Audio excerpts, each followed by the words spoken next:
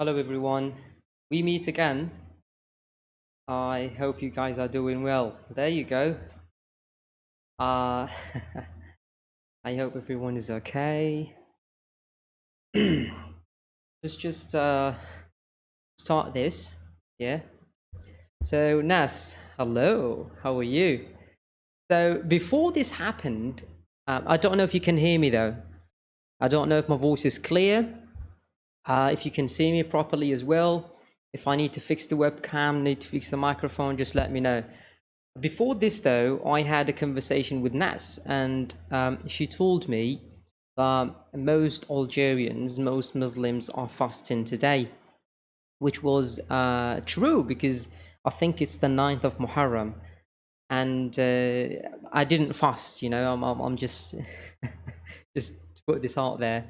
I didn't fast, so I was thinking maybe I'll start a bit early, but then because I didn't know the prayer time in Algeria, I didn't know about the prayers time, yeah, for Muslims. So Nas told me, don't do it now. You need to, you know, give it some time. Then I edited the timing, and now we're doing it at we're doing it at 8:20 or so. All right. So you guys, I hope you're doing well. Fatih said yes, it is clear. Thanks a lot. I mean, thanks a lot, mate. Khalifa as well. Thanks a lot, mate, for the kisses. You're blowing kisses everywhere, mate. That's amazing. All right. So I don't know if I'm talking to teachers. I'm not quite sure if these are teachers here with me. Teachers of English, teachers of math, physics,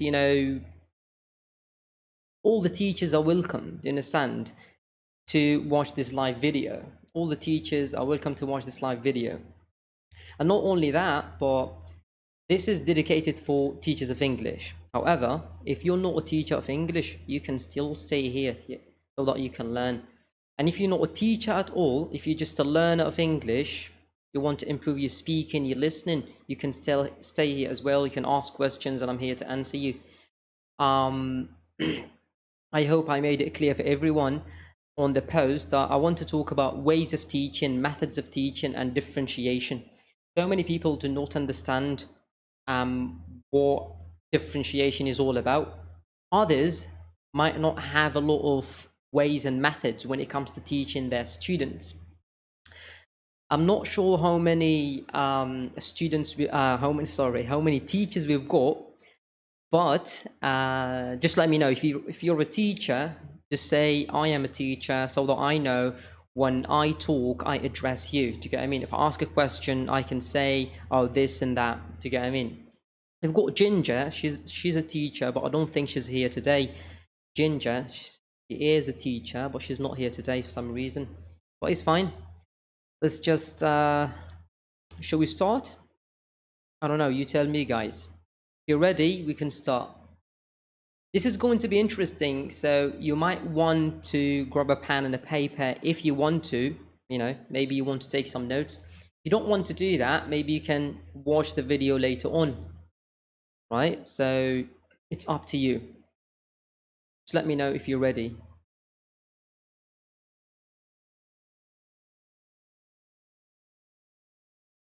Let me know if we are ready.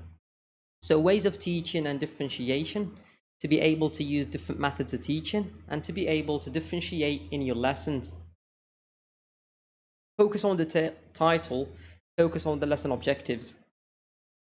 When I go to the next slide, let me share the live. Yeah, go ahead, Ness, no worries. Share it so that we've got more teachers involved. The more teachers we have in the live video, the more teachers we have participating in the comment section, the more ideas we've got, the more engagement. You know what I mean? And when we get that engagement, we can actually answer the questions. We can teachers like, wow, awesome, we're ready. Go on, mate. That's it. That's what I'm talking about. Namishi Islam Radwan. Okay, Radwan, that's what I'm talking about, mate. That's it. Let's do this, future teacher. That's awesome. What are you going to teach? Islam. What are you going to teach, mate? Is it English? Is it math, what is it? What topic are you in love with? Let me know, mate. I'm interested. I want to know. Peter Cheese. That's amazing, mate. I remember I wanted to be a teacher when I was studying in primary, which is a bit crazy for some people. And when I say this, they go, "Really? From primary one?" Yeah, it was a dream of mine to be a teacher. It's a little bit crazy, but you know what I mean. Oh God. So Islam or the one, what do you want to teach? I hope it's not physics. I hope it's not physics. Please tell me it's not physics. One of the hardest, topics in the history of teaching. Trust me. Oh God. I hope it's not physics. English. There you go. Don't mention math, please. Bro. bro. Bro, math is Chinese to me. You get what I mean? Math is Chinese to me. See, Chinese, ni hao. This is it. That's it. That's math to me, mate. Come on, bro. Physics and math. You don't get me started, mate. Trust me. Don't get me trusted. English. English is actually a very good topic to teach. That's why we're here today. I'm going to teach you very good methods, my friend Ridwan. You will learn a lot from this, okay, presentation, from this session, from this live video. You will learn a lot of things. Let's just get started. Let's go to the next slide and let's talk about titles. All right, let's talk about titles. In the first slide, I say always start with an engaging title. All right, always start your lessons with an engaging title. What do you mean by an engaging title? An engaging title is a title that has a hook in it. It attracts the attention of the students. Okay, so there is a hook in the title. When I read the title, I know what the lesson is all about. You get what I mean? The title needs to be specific. We don't want general titles because that will set the students off. You get what I mean? We don't want that. So that's why I always like to start with an engaging title. When I say an engaging title, just like the title, above that I've mentioned before, the title that we've got before. Hello, Abdurrahman. I hope you're doing well, mate. Hello, mate. You good? So we've got different people texting me on different platforms. So the title here is Ways of Teaching and Differentiation. Okay, ways of teaching and differentiation. So it is very specific. The title here is very specific. It's not general at all. To get them in. So always try to choose specific titles for your lessons, and those titles, they need to be engaging. All right, regardless of the topic that you're teaching. If you're teaching reading comprehension, hello, Rosanna. Rosanna, how are you? I hope you're doing well. Sorry, I hope I'm pronouncing your name right. Rosanna, I'm not familiar with this name. So, those who do not understand what I mean by an engaging title, let's say you're teaching a reading comprehension lesson, yeah?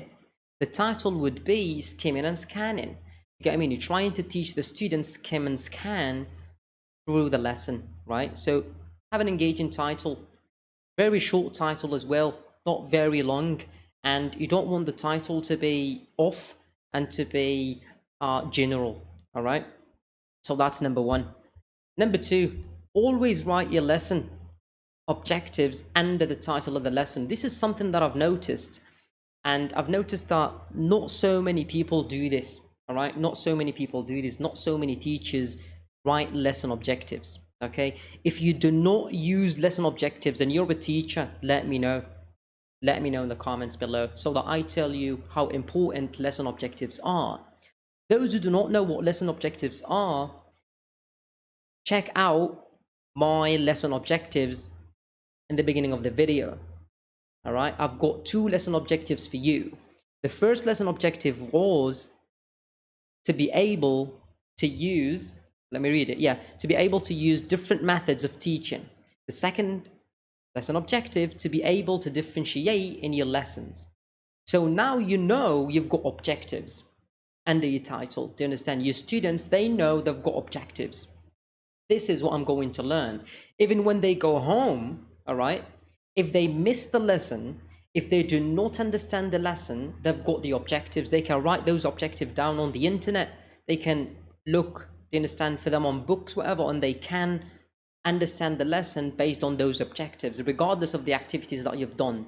You get what I mean? I'll try to explain this. Ginger, I'm so excited. Thanks a bunch. I've been waiting for this. Okay, let's do this. Let's do this. Ginger's here, yeah. Ginger's one of the famous people on Facebook, you know. You can just find Ginger everywhere. Look, Anas is getting so excited. Ginger's here, let's do this. You get what I mean? Ginger's is a very nice person, you know, and she's a teacher as well. So let's do this. So we were talking about titles and we were talking about lesson objectives. And I don't know if you use lesson objective Ginger. I don't know if you use lesson objectives Shema, Nas. I'm not sure if you use lesson objectives. Lesson objectives are very important. We call them learning objectives as well, right? We call them learning objectives as well. And we call them lesson objectives. So try to include these in your PowerPoints, in your lessons, in your plannings, okay? To be able to, all right, to be able to. So after this lesson, you will be able to differentiate in your lessons. You will be able to use different methods of teaching. You get what I mean? So please use the lesson objectives with your students. Use the lesson objectives always and all the time. Very important. The third thing that I'll talk about is going to be always start your presentation or PowerPoint or your lesson with a starter activity. This is very important. This is vital. All right. You have to start your PowerPoints with a starter. If you don't have a PowerPoint, if you don't have a smartboard, I don't know if you've got smartboard, you guys. If you don't have a smartboard, just use if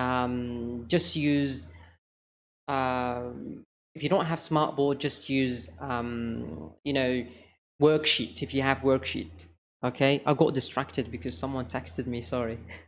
So if you have those worksheet, then try to give them to the students as starters. What do I mean by starter activity? I'll teach you this in the next slide, okay? Starter activities are very important. Please start your PowerPoints with them.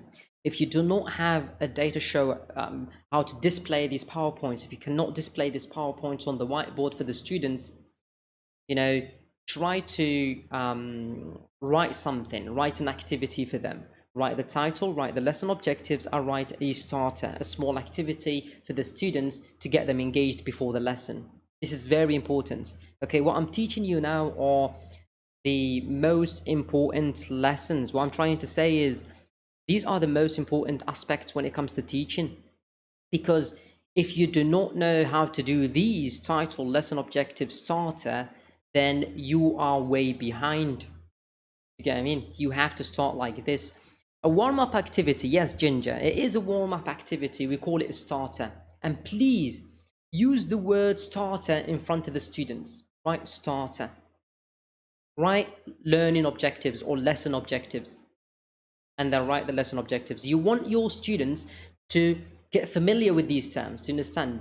You want them to learn these terms. Lesson objectives. What are the lesson objectives, miss? What are the lesson objectives, sir? I don't know them. Would you please write them on the board? And then you go and write them down. Do you get what I mean? Lesson objectives. What is the first lesson objective? Sometimes you write the title, no lesson objectives. The students that got used to lesson objectives, they go, sir, what about lesson objectives? And you go, yeah, write this like that. Do you get what I mean? Starters as well. Do not call them warm-ups. Do not write warm-up. No, write a starter activity. Okay, before reaching the main dish. But yes, true. Have a starter at first, and that's a good example. I like that. I don't know what you mean about the main dish, by the way. The dreamer. The lesson objective is a very important thing. The students will be aware of what they are going to deal with. Unfortunately, many teachers skipped it. True. Okay, the dreamer, he says that so many teachers skip the learning objective or the lesson objective. All right, the dreamer is one of the students, and he is actually a very smart student. All right, because I know the dreamer is a very smart student, and he is saying that some teachers forget the lesson objective, and the lesson objective is important. When you write it in the notebook as a student, when you go home, right, even if you don't understand the lesson, you have the lesson objectives. You can Google them. You can, do you understand? Ask your friends. Do you get what I mean? So it's all about the lesson objectives and the titles. All right. So please remember this, do not forget it. And the starter activity is very important as well. The starter activity is one of the important, tasks that you need to start with the students, as Jinder called a warm-up. 4, what you need to do is always make differentiation one of your, what is that? Yeah, always make differentiation one of your objectives when you plan your lesson. Very important. This is very important, bro. Listen, guys. If you are a teacher and you're watching this, you have to understand that differentiation is the most important. It's not a title, listen, differentiation is critical. It is the most important, all right? The most important aspect when it comes to teaching anything. Math, physics, you understand, languages, anything. If you do not differentiate in the classroom, you will lose your students. You will lose the engagement. You will have a variety of students, low level, high level.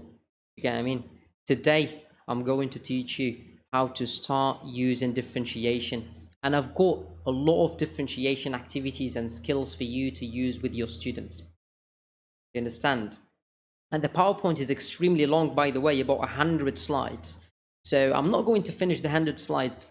I'll just put the PowerPoints in the description or one of the comments, to get them in, so that you can get the PowerPoint and you can read about the differentiation skills that I'm going to teach you. All right, so remember that, very important. The next part that I'll talk about, always, all right, always end your presentation or your PowerPoint with a plenary. What do you mean by plenary? Plenary is, let's say, a conclusion of your lesson. Do you get what I mean? At the end of the lesson, you need to always ask the students if they have met the lesson objectives, the learning objectives. Have we met the learning objectives? Can you differentiate in your lessons? Do you get what I mean? Can you use different methods of teaching? This is what I'll ask you at the end of this session. Do you get what I mean? So at the end of the session, you need to be able to ask your students these questions, okay? You need to be able to ask your students these questions, very important, right? So this is very important. I will talk about plenary later on. I don't think if you can, I don't think you can see it. Let me just, because yeah, there you go. I think you can see it now. Yep, there you go. So you need to end your lessons or presentations or PowerPoints with a plenary, which is very important and very famous as well. This is what's happening nowadays. If we hand the objectives to the learners, aren't we somehow hindering learners discover? No, you're not. You're not. I'll tell you why you're not, Sadiq. Sadiq, I like your question. Sadiq is asking one of the most important questions. All right. This question is asked by so many professors, not teachers, professors, because there are so many critics out there. Do you get what I mean? Maybe Sadiq is one of them. I respect him so much. There are so many critics that think and believe that lesson objectives are not really that good. Do you understand? That wouldn't really help the learner.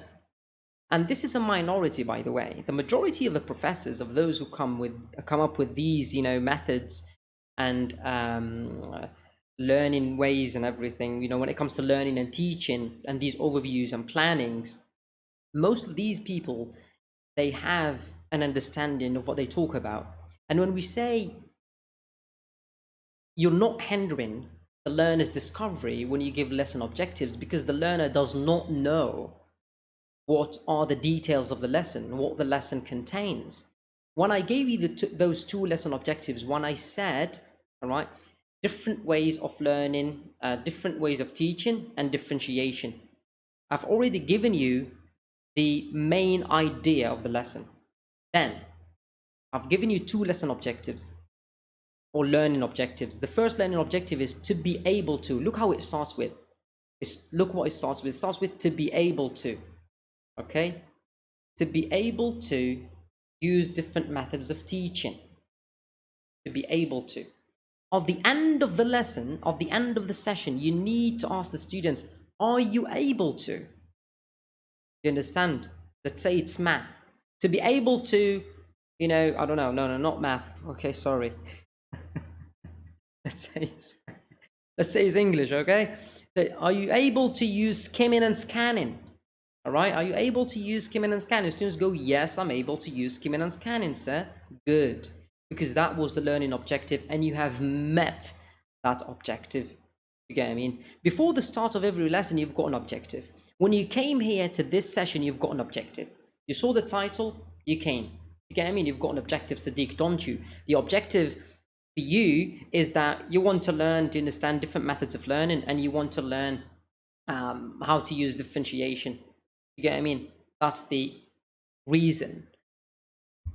And that's why you're here, so that you'll be able to do these things. Do you get what I mean? At the end of this session, you need to ask yourself, am I able to do these things? If you are, that's good. If you're not, then I'm not good. You understand? I'm not good enough in delivering. I'm not good enough in using methods in order to convince you or to teach you or to show you what are the proper ways of using different methods when it comes to teaching or using differentiation. Does it make sense? So this is what I'm trying to say. But that's a very good question, my friend. That's a very good question. All right. Differentiation is very important, and you need to differentiate. Lesson objectives or learning objectives are very important, and you need to use them. They seem like clues that help learners discover what would be the lesson. All right, yeah, obviously that are going to accomplish that in details. True, totally, Ginger, totally agree with you. Something else, Ginger, as well. These learning objectives are not just for the students. They are for you. These learning objectives are for you as a teacher. What do you mean? They are for you as a teacher because they guide you throughout the lesson. Do you get what I mean? They guide you when you plan your lesson. All right? They guide you when you plan your lesson. If I'm going to come and observe you teach, all right, I'm going to ask for a planning. I'll say, give me your planning. How did you plan this lesson? I will sit down, observe the lesson, look at the learning objectives and the title, right? And then I'm observing the lesson and the engagement as well. If I see that you did not meet those learning objectives, then I will know you didn't plan your lesson well. If I know that you've met those lesson objectives, then I know your planning matches the title and the lesson objectives. Do you get what I mean? So you make it easier for you as a guide, and you make it easier for the observer. Do you understand? I hope it makes sense. Yeah, whenever I plan a lesson, I set my objective first and limit it. Perfect. That's very good, Ginger. That's very good. I'm actually surprised that you're saying this, because few teachers, as the dreamer says, few teachers use lesson objectives or learning objectives. Few teachers. All right. Make sure you put this into your plans from now on. Okay. Use learning objectives because they are very important. Right. So I'm going to go through these in detail. So just stay with me, and you can ask questions as well. We can just like Sadiq, for example. Sadiq, tell me if you're convinced, mate. You didn't say anything. You just asked the question and ran away. Sadiq, tell me if you're convinced. If you're not, then we can, discuss it some more and have a conversation about it and talk about it, mate. Yeah. And if you've got some arguments, you can also throw them in here and we can talk about them. You know what I mean, Sadiq? I really want to know what you think, mate. Very important.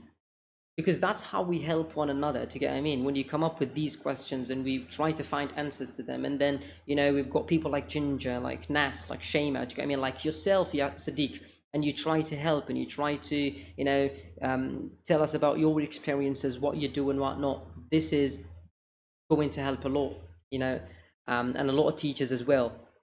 So let's go to the, let's go to the next slide. All right, let's talk about titles. Let's talk about titles and lesson objectives in details. All right. When it comes to titles, as I was saying, your titles, oh God, your titles do not need, all right, your titles, give me a minute. This is crazy. Your title, there you go.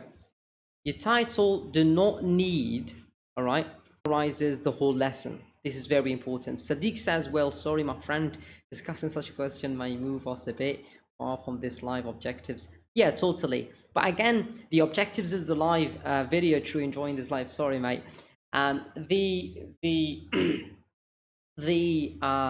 objective of this live video is to talk about different methods of teaching. Do you understand? And if your question is going to tell us, I was going to prove that we shouldn't use learning objectives, to understand, with good arguments, then we shouldn't use learning objectives, right? Which will meet our objective, which is using great methods of teaching throughout the lesson. Do you get what I mean? So at the end of the day, we are sharing practice, which is perfect.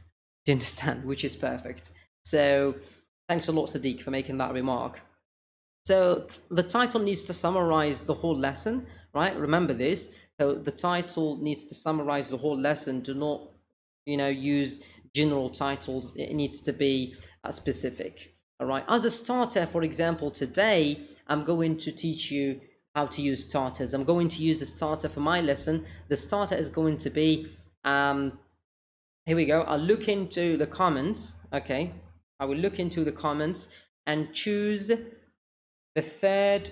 I'll choose the third comment writer, then ask him or her to tell us how does she or he start the lesson with the students. All right, let me go to the third comment. The third comment is Fethi, okay? Fethi Amin is the third comment. I don't know if Fethi is still here or not, to be honest, right? Let's ask Nas. If Fethi is not here, then Nas should tell us how does she start the lesson. All right. If Nas is not here, then Ginger can tell us how does she start the lesson.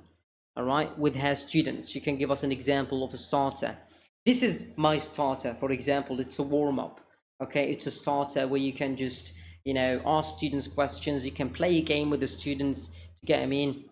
I'll teach you a lot of games later on, but before that, let's just say this is my little game. All right, look into the comments, or I pick a number. I ask Joe to tell me, okay, to count from 1 to 7.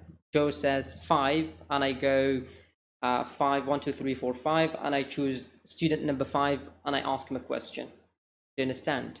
So we're doing this. Amin is not here. He's not going to answer us. So Ginger, please tell us, or Sadiq, if you're a teacher as well, tell us, how do you start your lessons? How do you start your lessons? What kind of activities do you use when you start your lessons?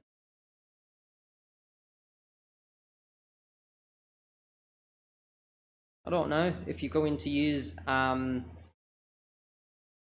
with a smile. That's good. I like that. That's interesting. Do you have starters though? Do you use starters? All right, let's do this. Ginger says, I generally use different techniques. Sometimes I choose check the prior knowledge or make a quick review about the lesson, a short game. All right. Cool.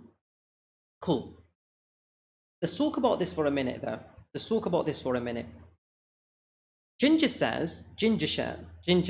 he says, I use different techniques. Sometimes I choose to check the prior knowledge. It means she asks them, she says, okay, who can give me a crash course about last time's lesson?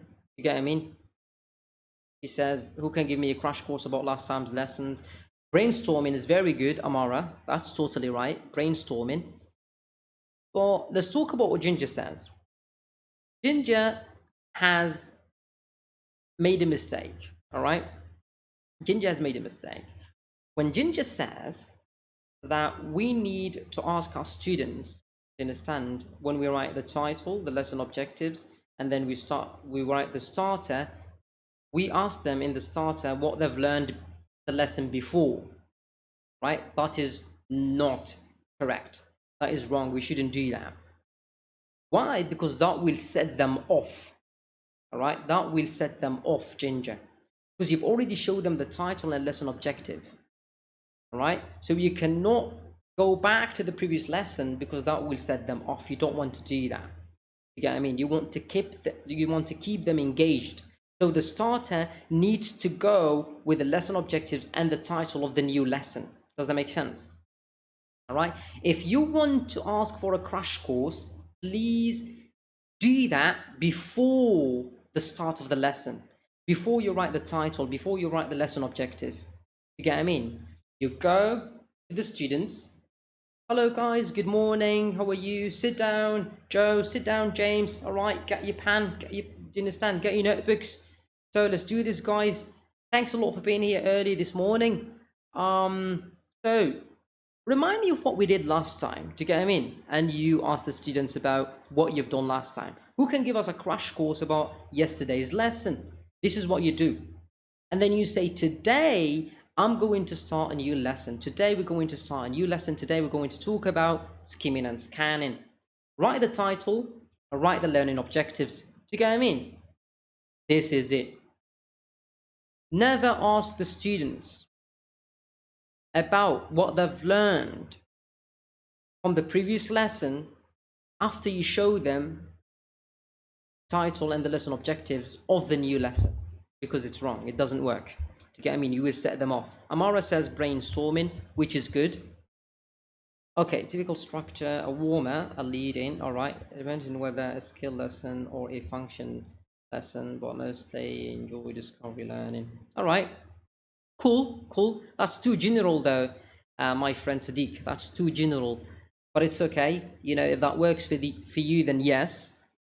I'm still a student, Nas. All right, but generally my teachers taught the lesson by asking questions. Did any one of you heard about? Yes, that's good. That's a good technique, Nas. That's a good technique. Your teachers are doing it right. That's a good technique. You know, you can ask your students when you show them the title, skimming and scanning, lesson objectives. You can ask them the question as a starter: do you know anything about skimming and scanning? Who knows what skimming is? Raise your hand. Who knows what scanning is? Raise your hand. You get what I mean? If they don't know, ask them about something that is related to it.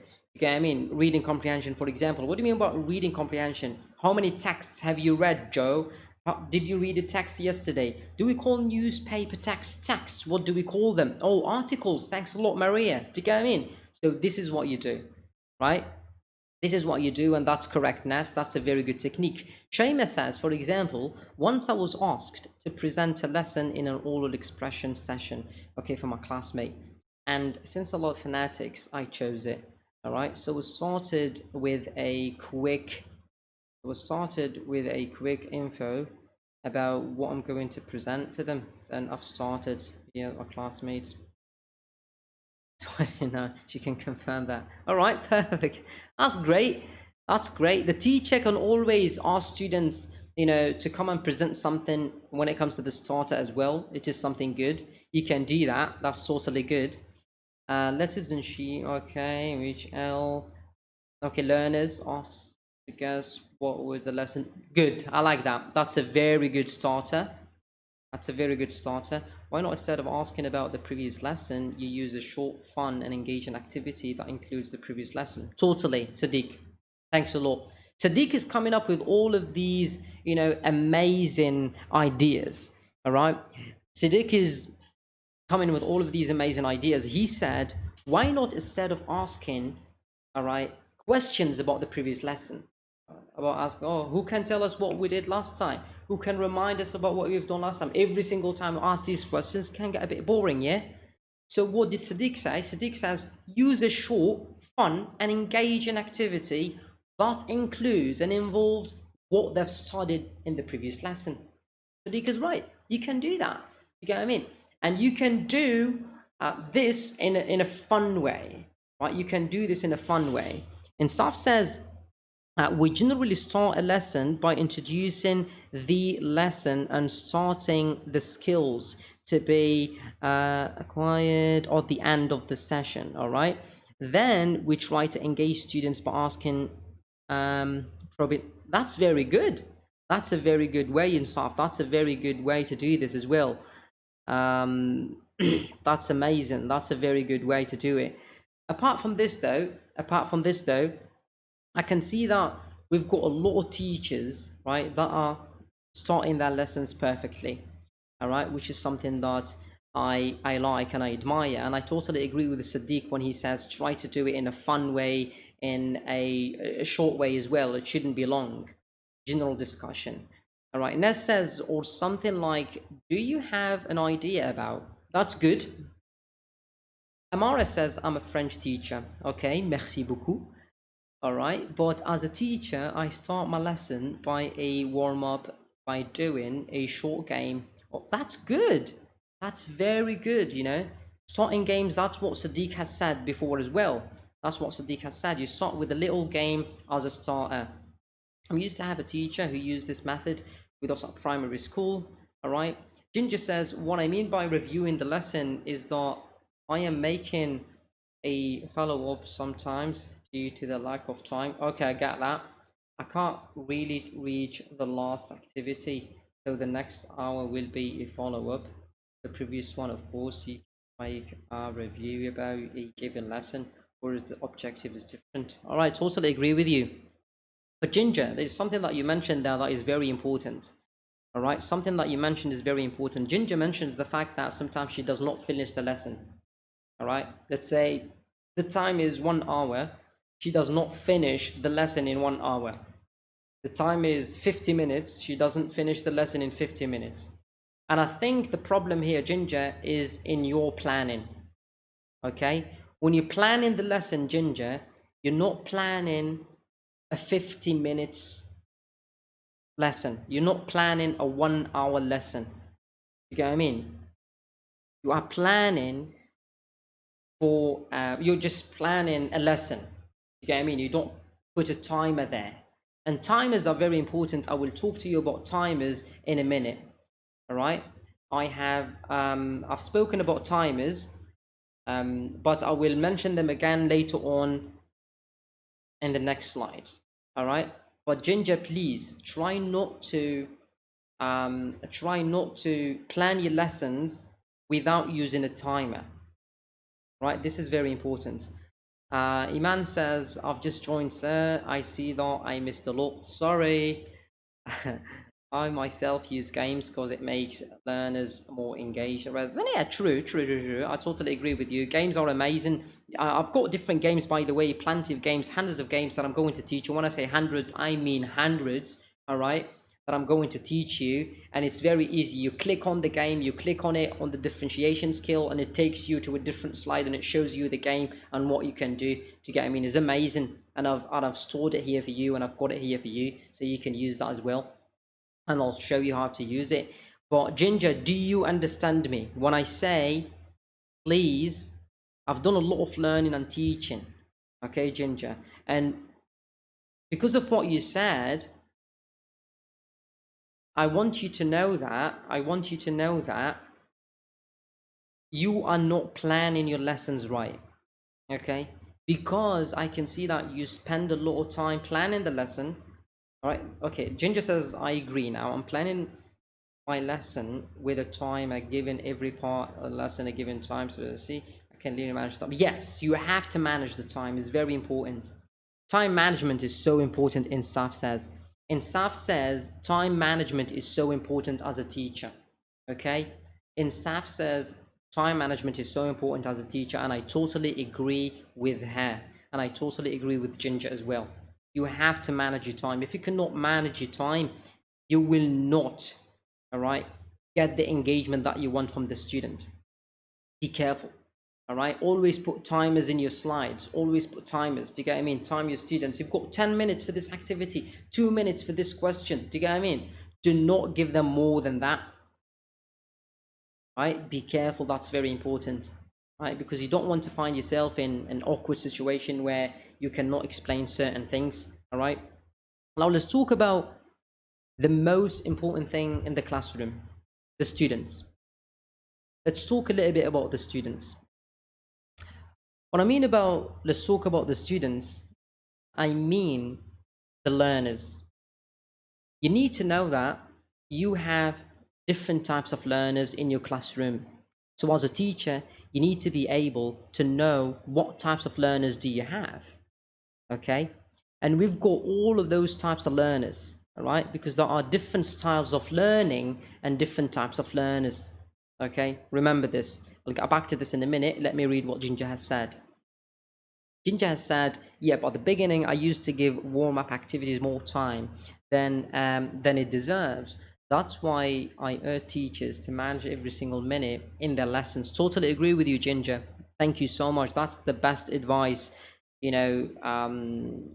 coming from you. That's amazing. Do you get what I mean? That's the best advice ever. Sorry, I just joined. No worries, Lena. No worries. It's fine. So we are talking about the actual lesson now. Now you started with the actual lesson.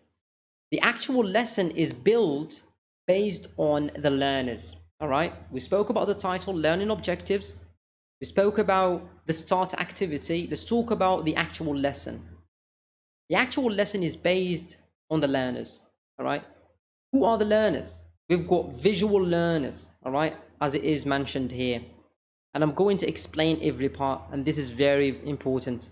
We've got auditory learners, all right? And we've got kinesthetic learners, all right? Be careful, all right? These are the three types of learners that we've got. You have to understand every part of them, and I'm going to explain it, all right? Visual learners are people or students who understand and comprehend things through looking at them. You understand? A visual dominant learner absorbs and retains information better when it is presented in a PowerPoint, like this one, for example. You get what I mean? Like this PowerPoint with the pictures. When you show pictures, okay? When you use body language in front of this student, is going to like it a lot. You get what I mean? For example, pictures, diagrams, or charts. Right? Use these with those students who are visual learners. Okay. And for the auditory learners, all right, an auditory dominant learner prefers listening to what is being presented. Some of them are daydreaming, yeah, but they're listening to you. They know what you're saying, but they're daydreaming. You get what I mean? Some of them are auditory learners. And I'll teach you every one of these students, yeah, qualities and characteristics in the next slides. Right? So he or she responds best to voice. For example, in a lecture or group discussion, hearing his own voice repeating sometimes or something back to the tutor or trainer is also helpful. For those auditory learners, when you ask them to repeat something, it helps them a lot. It helps them a lot because they can hear themselves. You get what I mean? And that's very important. But only if you can identify them. This is the problem when the teachers cannot identify the visual, auditory, and the kinesthetic learners, the teachers will not find it as easy to get, to identify these people, and they will not be able to plan the perfect lesson. Lena says, I do agree with you, but sometimes it won't work. We have different types of learners and objectives, just 1 hour. Yeah, totally. But what I'm going to show you, Lena, is going to be amazing. All right, what I'm going to show is going to be amazing. I'll teach you how to know these learners. You need to study them. They memorize by seeing. True. You're talking about the visual learners. Visual learners can see things and they can memorize, right? Auditory learners, they can hear things and they can memorize, right? Kinesthetic learners, they are dominant learners that prefer physical experience. They like to touch things. You get what I mean? They like to touch things. All right? That's very important. If you give them something, they like to touch it. They will remember it. These are glasses, okay? It is stuck here. They will never forget it. You get what I mean? That's important. I will teach you how to know your learners and how to know which one is which. Okay, it depends. Insaf says, in some countries, taking Taking in consideration students' different learning styles in a classroom that contains 40 students is quite impossible. All right, hello in Algeria. Well, Insaf says it is it is a little bit hard for them, you know, to find engagement when it comes to a classroom that has 40 students, which is understandable. You know, sometimes you've got different types of learners and you cannot really understand which one is which. But I'm going to teach you the proper skills to do that. I hope you will stay patient, Insaf, and tell me if I'm wrong. Ginger says it depends on the material used. Yes, in the lesson, a text, an audio, a video, totally. But you need to use them all, as you'll see in the next slide. Sadiq says, let us not forget that visual learners tend to do lots of mistakes, wash and somehow don't remember the details. Wow. Sadiq is actually a smart guy. Okay, Sadiq is a smart person.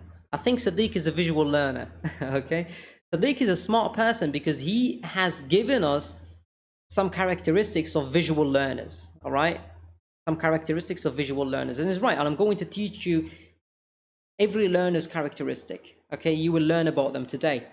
Learners can use all of these in a given task. Totally. Let me show you this for a minute. All right, let's talk about this for a minute. Let's talk about characteristics of visual learners. All right, let's talk about characteristics of visual learners. Visual learners, as I said, are learners that can visualize things. All right, these learners, they are fast talkers.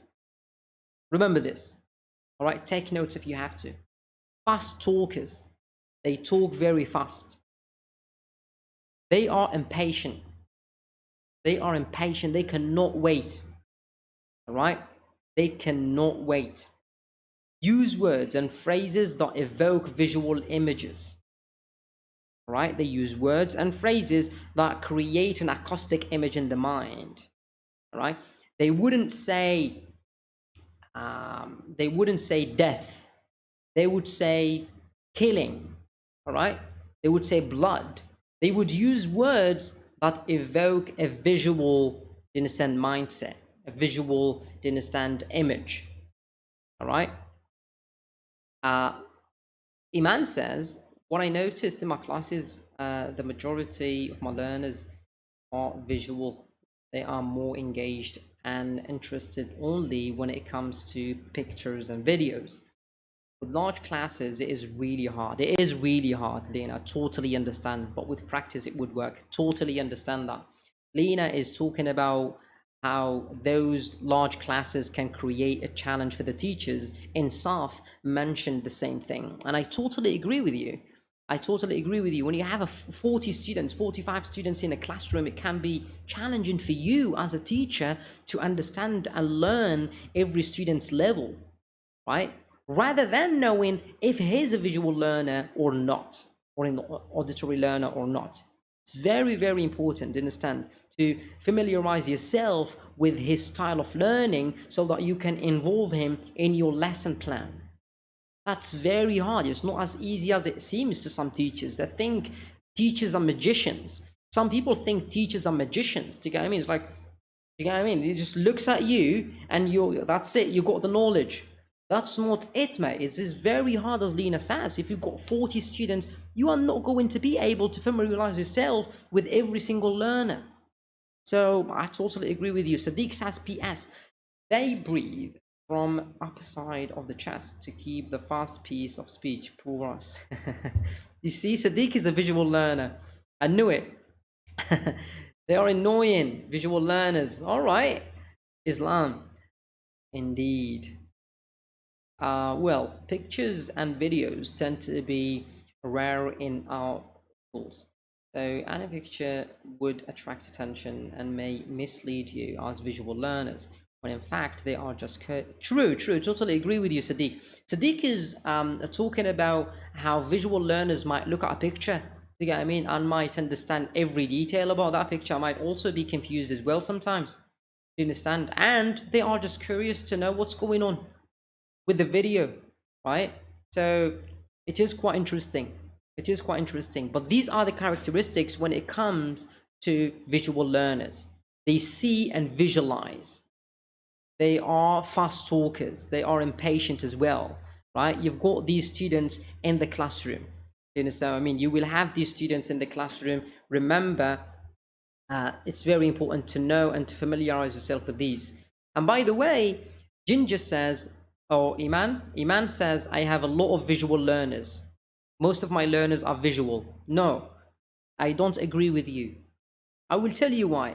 Because I don't know your learners. But by the way, most learners are not visual, are not auditory. You will see.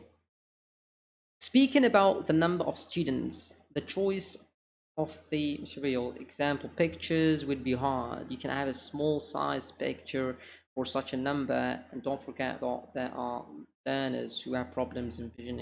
Okay, teaching 40 learners is impossible.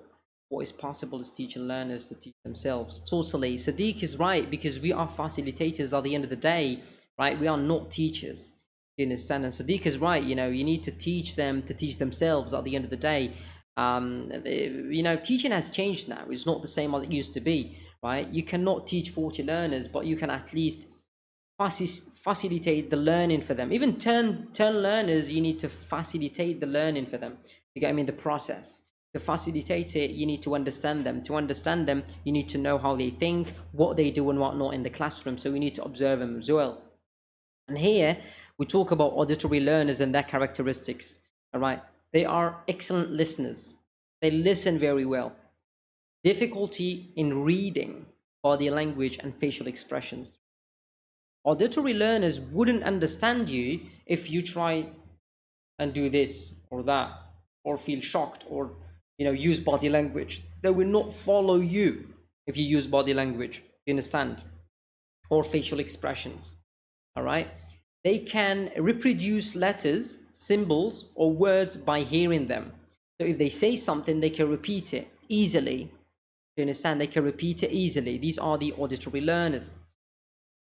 They enjoy plays, diction, and dialogue. They like plays, diction, and dialogue. You understand? They like to have dialogues with people. So if you have a dialogue on the board and you say, who wants to read this with his friend, those two, you understand, or that person who raises his hand, or those two who raise their hands, they are auditory learners because they like to read dialogues. All right, those are auditory learners. All right, remember this. Often hum or talk to themselves or others. Sometimes they sit down, and they're like, and they are writing. You get what I mean? And you are sitting in your desk thinking, who's doing this? Who's making this noise? That's an auditory learner. Okay, he's humming or he's talking to himself. All right, he's talking to himself. I don't know what to do, blah, blah, blah. Okay, let me do this, let me do that, let me just make this here or that. Do you understand? He's talking to himself. That's an auditory learner. He's talking to others. He's an auditory learner as well. But mostly when they talk to themselves and hum, all right, while doing something, right? That's very important. Of course, teaching is not easy, man. Teaching is not easy. It is, of course, you're suffering if you're a teacher. That's why it is not something that anyone can do and everyone can do. So the next characteristic is slow speakers. They are slow speakers. Do you understand? They speak very slowly. You get what I mean? They speak very slowly. They're not fast speakers. All right, remember this. They're not fast talkers. They are slow talkers. All right, and they prefer explanation than text. They prefer that you explain the lesson. They don't want the lesson to be in front of them. You understand? They don't want the lesson to be in front of them. You see, Nas is saying that's so me. You understand? Nas believes that she is an auditory learner. You get what I mean? Because she hums, she talks to herself as well when she's doing something. You see? So you get to learn about yourself. And Nas, if you are a slow speaker, if you prefer explanation rather than text, do you prefer something explained in a text, or do you prefer someone explaining it to you? You get what I mean? If you don't prefer it in a text, you prefer someone explaining something to you, then you are definitely an auditory learner. You get what I mean? It's very important to know who you are as a learner, where you stand as a learner. Because if you can be familiar with who you are as a learner, you can be familiar with your learners as well, with your students as well. You understand what I mean? Because you will understand them if you understand yourself. That's very important. And I like that you said that's so you. Ginger says, yep, not that easy. You need to be patient and a fighter as well. True, you need to be a fighter if you want to be a good teacher.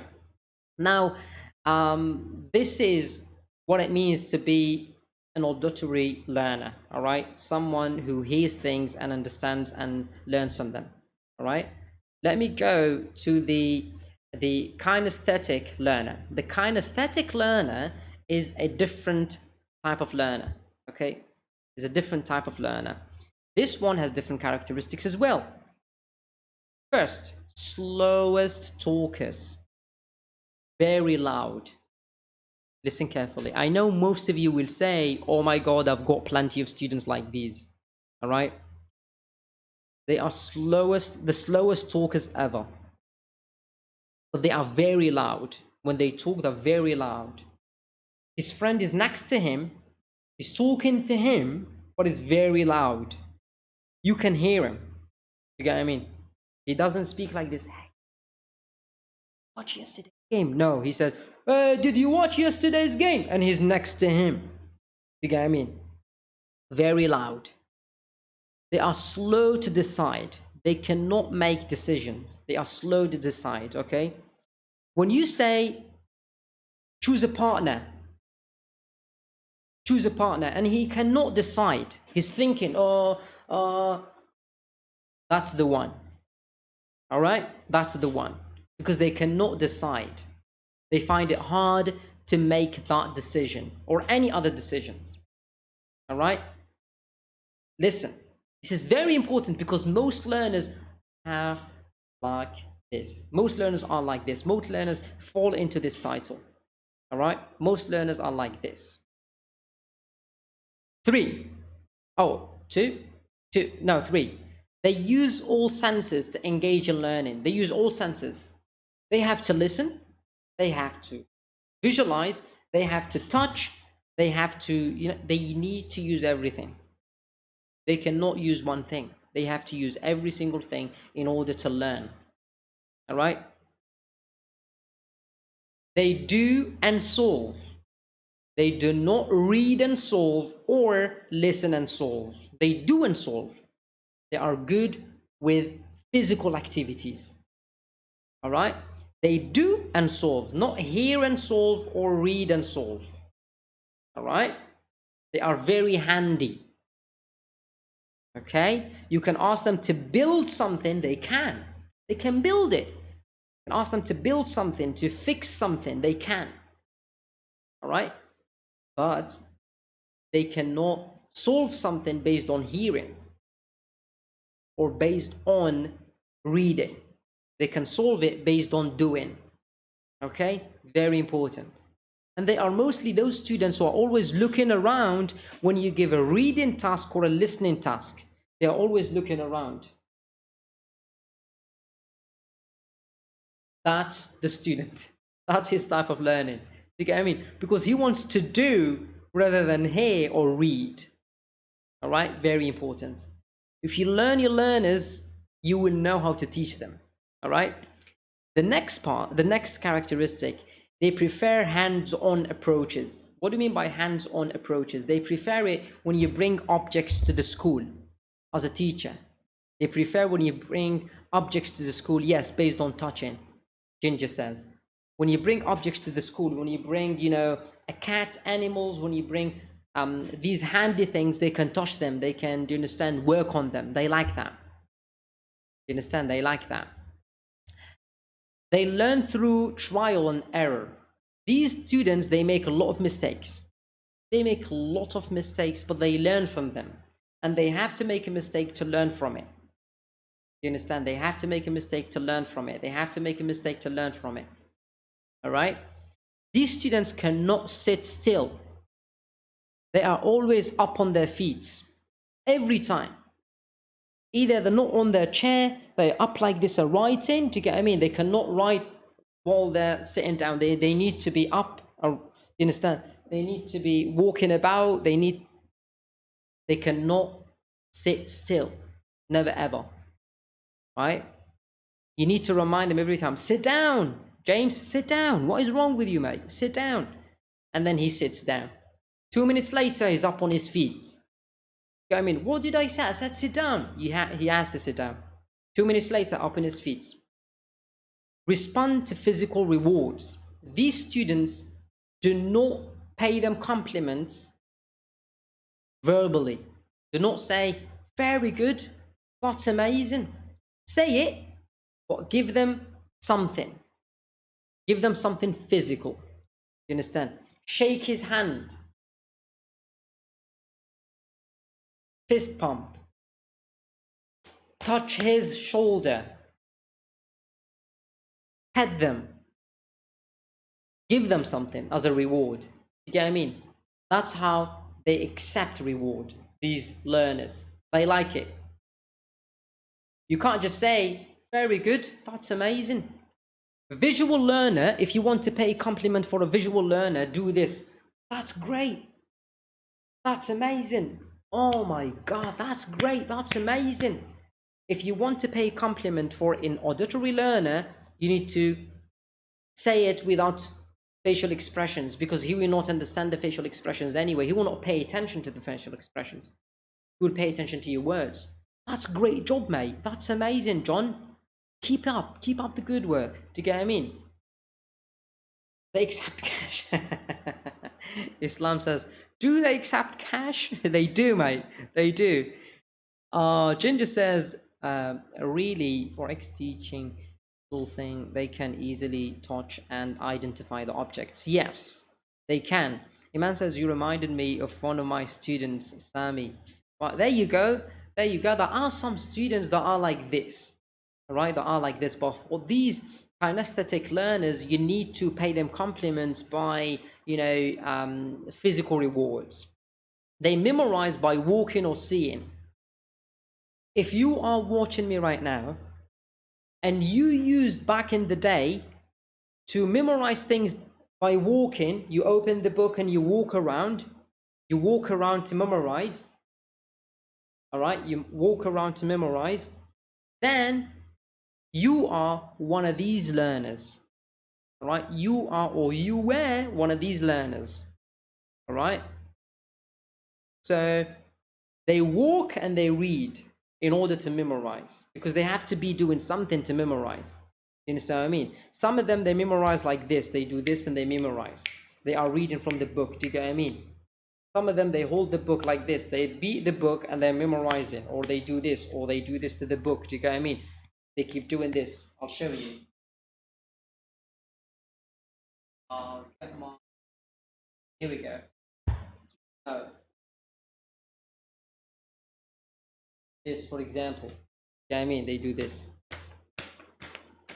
They are reading and then they do this. They are reading. Do you get what I mean? They try to memorize using these, physical movements. Okay, that type of learners. Chocolate MIV or sweet as a reward. Yeah, you can give them chocolate if you want to, or sweet if you want to. You can give that to all your students as a reward when they do something right. That would be very nice. And I've never done that, by the way, throughout my whole career. I've never given sweet or candy to the students. I've never done it. I don't know why. There is a great chance, Sadiq says, 12% lot learners who move a lot to a natural degree here. Suffering from, yeah, true. ADHD, true. I totally agree with you. But I don't know about the 12%. If it's a study, he said it's a study at the University of Tlemcen. It's a study at the University of Tlemcen. This is a thesis on 2016. I'm not sure if 12% is actually, we're talking about Tlemcen, we're talking about the whole word. I'm not quite sure. But again, I totally agree with you. They might have ADHD as well if they are, if they're moving a lot. Do you understand what I mean? If they're moving a lot. But you can fix that as a teacher. Do you understand what I mean? But you need to know what that is as well. You can also identify him when he holds a pen. True. These learners, they hold pens. True, they hold pens okay, my pans are not here. They hold pans and they keep, moving those pans here and there. And this is noticeable a lot, to understand, throughout these students. That's totally right. So they use a figure as a pointer when reading. If you have a student who reads like this,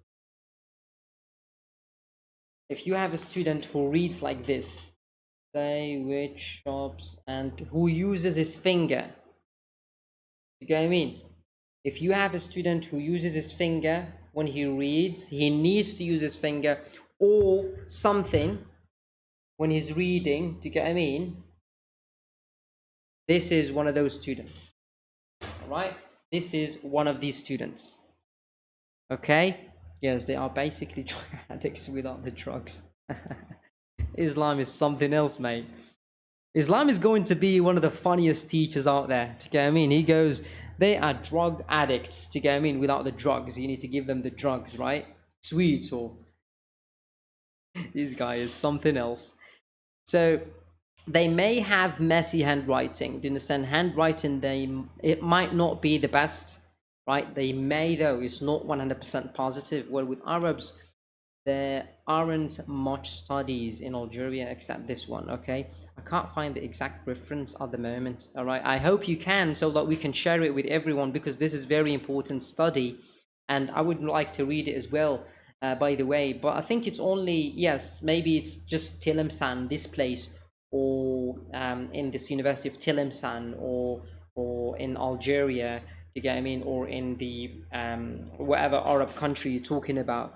You understand? I think that's the only place where that 12% exists, and I'm not quite sure, though. I'm just assuming that that's the case. But I would like to read more about this as well, just like you do, and everyone else need to read about this, especially teachers. You get what I mean? And these learners as well, they've got another characteristic, which is they like to act things out. So when you say something, they like to make fun of it, like to act it out. You understand? They are the students that make fun of the teachers by acting like the teacher. You understand? They make fun of their friends by acting like their friends, right? They walk like them, they talk like them. That's the student we're talking about. You get what I mean? So remember this, because you might find these students in your classrooms, and you want to be able to identify yourself with them. To understand, you need to know who they are, and you need to be able to teach them properly as well, right? So we can see in the next slide, you have to remember something quite important. What you have to remember is, you can only plan the perfect lesson if you learn more about your students. Ginger says, I find them active learners instead. Yes, they are active learners, very hyper. Yeah, I mean, they are very hyper, very active, but they are very challenging because they misbehave a lot. You understand? They misbehave a lot. They make a lot of noise in the classroom, right? So if you've got those misbehaving students, these are the students I'm talking about, right? These are the students I'm talking about, so be careful. And as I said here, as I wrote here, you can only plan the perfect lesson if you learn more about your students, okay? If you learn more about your students, you can plan the perfect lesson.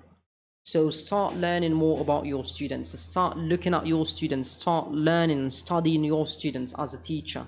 You understand? Especially before you start planning for them, right? I know that most teachers, they've got their plans ready before the students are in. Before they even introduce themselves to the students, right? In the first week of the first semester, they didn't even introduce themselves. They've got their plans ready. I know that most students, they plan in the summer, you get what I mean, before they meet the students. But that does not mean those plans are not going to change or will not change. You get what I mean? You need to be able to change those lessons later on, or those plannings. You understand? Those curriculum overviews or those schemes of work, they need to change, right? You need to change them. You need to be able to amend. You need to be able to modify and edit, right? So that you fit the level of your students. Once you study your students, once you know your learners, to understand what types of learners do I have. Once you know that, you can familiarize yourself with them, then you can edit your plannings, all right? So Sadiq says, well, I'm enjoying this session. Here is a link to a full series about ADHD by the University of wow, Buffalo. That's amazing. I'll check that out. Check that out later on. That's awesome. I'll just, I opened it on a different folder. I can see it. Yeah, I can see the summary. Awesome. I'll check that out. This is amazing. I'll check that out. I hope it will be helpful. I hope they can give us the exact percentage of the students, so that we can know whether we have those students in our classrooms or not. But apart from that, this is what we have to focus on when we are teaching our students. Keep in mind that you are now called a facilitator, not a teacher. You understand? Because you facilitate learning. Something else that I want Ginger to pay attention to, and the other teachers as well, is the timer. You understand? The timer or the timing. All right? Include all learning styles in your learning. That's number one. Ginger says you can't easily plan a lesson without having an idea about the learning styles and strategies. Totally. Well, Ginger, listen. As teachers, we plan our lessons beforehand. Okay, this is the truth. We plan our lessons beforehand, before we see the students, before we know the level of the students. We plan the lessons. Okay, then we meet the students. When we meet them, we go back and we amend, we edit, we modify, we differentiate. All right, so that our lessons go hand in gloves with our students and with their style of learning. You get what I mean? That's it, as simple as that. That's what we do as teachers, right? So we have to go back to our plannings after we see the students. You know what I mean? After we get to know them and know their style of learning, we have to go back to our plannings and amend and change. Very important. All right. Now start with a video or an audio track every lesson. This is very important. I want you to, this is the actual lesson as well. All right. This is the actual lesson. This is the actual lesson. You have to start with a video or an audio track. Do that. Okay, that's something that you have to do every single lesson. Every single lesson. Even if you are, if you didn't finish the first lesson and the second lesson is a continuity to the previous one, start with a video or an audio track, because it's very important for the students who are visual learners to get that kind of engagement. Okay, to get that kind of an engagement. Even if you want to use your phone, as a speaker, do you get what I mean? Or bring your speakers from home for your students if you don't have speakers at the school. Do you get what I mean? So try to use these strategies because they will help you a lot. Print and prepare worksheet for your students every lesson. You need to have worksheet for every single lesson. And Saf says, I've just remembered Gardner's 8 types of intelligences. Okay. Through understanding the student's type of intelligence, you can easily know his learning style. True. True. If you understand how smart is your student, how intelligent it is, you can know his style of learning. And also you can learn that through the characteristics that we've mentioned Insaf. Insaf is a very interesting person actually. Insaf, you kind of mention all of these important statements, and I like what you're saying, to be honest. That's very interesting. That's very interesting, Insaf. Thanks a lot for mentioning that to everyone, and people can read that. Actually, they can benefit from it. That's interesting. Thank you so much. Looking at the intelligence of those students, you can from there identify yourself with a learning style. That's quite smart. That's very good. Sadiq says, I find it odd not to finish a lesson. A good plan always, true, guarantees, true. Totally agree with you. A good plan always guarantees reaching the end. Linking lessons is a bit tiresome. Totally agree with you. You cannot link every single lesson. Sometimes you have to. Sometimes you have to with all the students, like year 12, year 13. Sometimes you have to link to the lessons because you have to do more explanation. Do you understand what I mean? But with the younger students, like year 7, year 8, do you understand, year 9, you have to finish the lesson and do your plenary and move on to the next one next time.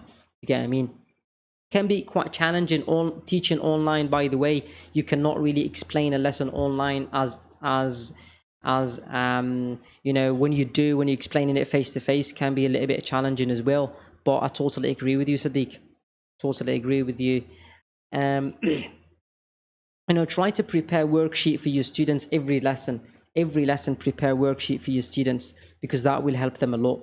All right. And never teach grammar in isolation. Never do that. Do not teach grammar alone. Never start a title, present continuous or present simple or present or past or whatever. As an English teacher, to understand, or as a teacher of English, never do that. That's the biggest mistake, and that's the worst mistake ever. Never say today's lesson is present simple and then write the lesson objectives. That is wrong on so many levels. Do you understand? Nas says, I think there is a problem. What problem?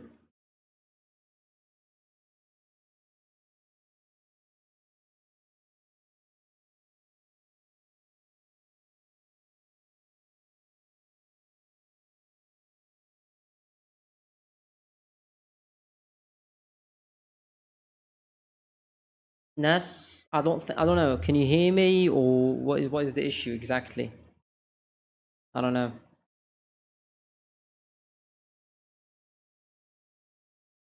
I'll just continue. Yeah, if there is something wrong, just let me know. If there is, an issue with the internet, if there is an issue with my voice, or just let me know so that I can, fix this. The third part. Okay, I said never teach grammar in isolation is very important. Never do that. That is wrong in so many levels. All right, don't do that. Try to teach grammar, include it in your lesson. Include it in your lessons. All right, don't teach it in isolation as teachers of English. The fourth part is try to include all four skills in your lesson: listening, reading, speaking, and writing. We all know that there are four skills of learning English, right? There is the skill of listening, reading, speaking, and writing. Include all of these four skills in your PowerPoints, all right? You have to do that. Ginger says, don't forget to have a plan B. What if the light goes off? So at least you look for alternatives. I must suggest pictures. Got it happened to me when I had the lesson using a video. Yes, you can use a video, but if I don't know what you mean by electricity goes off, I don't understand what you mean by that. When the light goes off, you mean in the school? How can the light goes off in a school? Okay, that can be a bit weird, to be honest. I mean, how can the light goes off in a school? That can be a bit, I don't know. I don't know, maybe it might happen because of an earthquake or something. Didn't say. I mean, it might happen because of, some kind of an incident or an accident that happens. You get what I mean? That might happen. That might be the case. Maybe an earthquake happens nearby and the school, loses its power or electricity. Then you have to use an alternative. The alternative would be, using paperwork or worksheet. You get what I mean? Using worksheet. I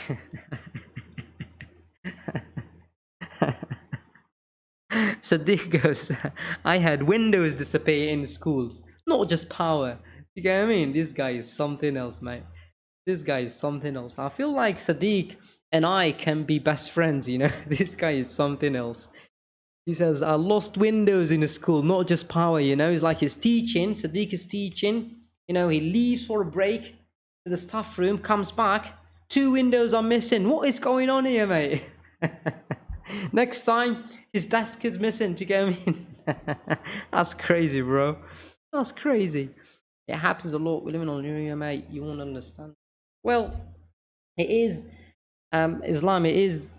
I don't know, bro. It is different. But again, if you face that problem and you lose the electricity, then you have to use worksheet, paperwork. You get what I mean? Every lesson. I wrote here in brackets every lesson. All right. I wrote in brackets every lesson. And by the way, I've heard a lot of speakers of English, especially second learners. Yeah, I've heard a lot of them say. Sometimes teachers, they say between brackets. Okay, between brackets is a sentence that does not exist in English. Be careful. You understand? Be careful. Don't say between brackets. When I heard it first, I was very surprised. I'm like, between brackets? What do you mean? We say in brackets. Okay, we say in brackets. Be careful. This is very important. Okay, this is very important because teachers, we use this term in brackets a lot in the classrooms. You get what I mean? Put it in brackets. Don't say put it between brackets. Between brackets is wrong. All right. In brackets is the correct term. Please, guys. All right. We say between inverted commas. Between inverted commas. Okay. In brackets, between inverted commas. All right. Huge difference. Please. Okay, please remember this at all times. Remember this at all times. This is very important. I've heard it. If I haven't heard it, I would say it's fine. All right, but I've heard this. But I've heard this in so many videos. Second language learners. I've heard this so many videos. You understand? People trying to teach others and they use this mistake. You understand? In parentheses, brackets, or something. Nerd is my. Well, Sadiq, if I haven't heard it, I wouldn't say, you understand, it's not the case. You get what I mean? I wouldn't say it wasn't the case, but I've heard it, you understand, from second language learners, and it was actually a mistake. So let's try not to make this mistake when we teach our students. Let's say in brackets, okay. So where should I write it? Write it in brackets, please. Don't say write it between brackets, okay? So as you can see in brackets here, you see every lesson is in brackets, all right? So print and prepare worksheet for your students. Do that every single lesson, all right? Print them at home if you have a printer. If you don't have a printer, then print them at school, do you understand? Print them at the school and give them to the students. Or, you know, before you leave the school, right? Before you leave the school for the next day, give the printer lady or printer man, to get, I mean, the one who prints at your school, give them the paper. He will make copies. Just tell him make 40 copies for tomorrow or 55 copies for tomorrow. He will make them tomorrow morning when you arrive to school. You take the copies and you take them, yes, in, as we say, in brackets, you understand? And you give them to your students. Sadiq says the difference between a bracket and a parenthesis can be a bit confusing. Do you know? First to round brackets and brackets or brackets. Yeah, totally agree with you. I totally get you. Yeah, that is true. That is true. That is true. You can refer, you can say both, you know, you can use both terms. We can use both terms, but technically you are right, Sadiq. Technically you are right. It is not as confusing. I mean, it is clear. Do you understand what I mean? Both are different, right? But because we cannot find that on the keyboard sometimes, it is the hardest thing to find on the keyboard. You get what I mean? Isn't it, Sadiq? Isn't it the hardest thing to find on the keyboard? The easiest thing is to find, you know, the dots and the inverted commas as well. That's very easy. We say in brackets, yes, Nas. We say in brackets. Remember that, please. Also,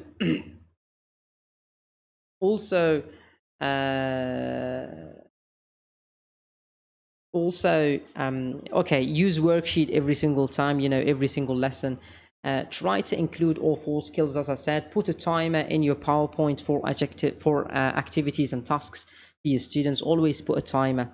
I mean, you need to have a timer out there, 100%. A timer needs to be, you know, on the PowerPoint 100% every single time. Do not miss a timer. If you miss a timer, it can be a bit challenging for your students to know what is their task and when do they have to finish the task. You understand? So please put a timer out there. It can be 5 minutes, 10 minutes, whatever. And the students, they will get used to these timers every single time when they are watching you, or when they are looking at the PowerPoint. Sorry, when they are looking at the PowerPoint, they can see the timer out there. Like mine, for example, it says 5 minutes. You get what I mean? Homework is important, all right? Homework is important. The part of homework is very important because so many people forget about it. And I've seen on this group, there was a teacher. She asked on this group, she wrote a post, and she said in the post,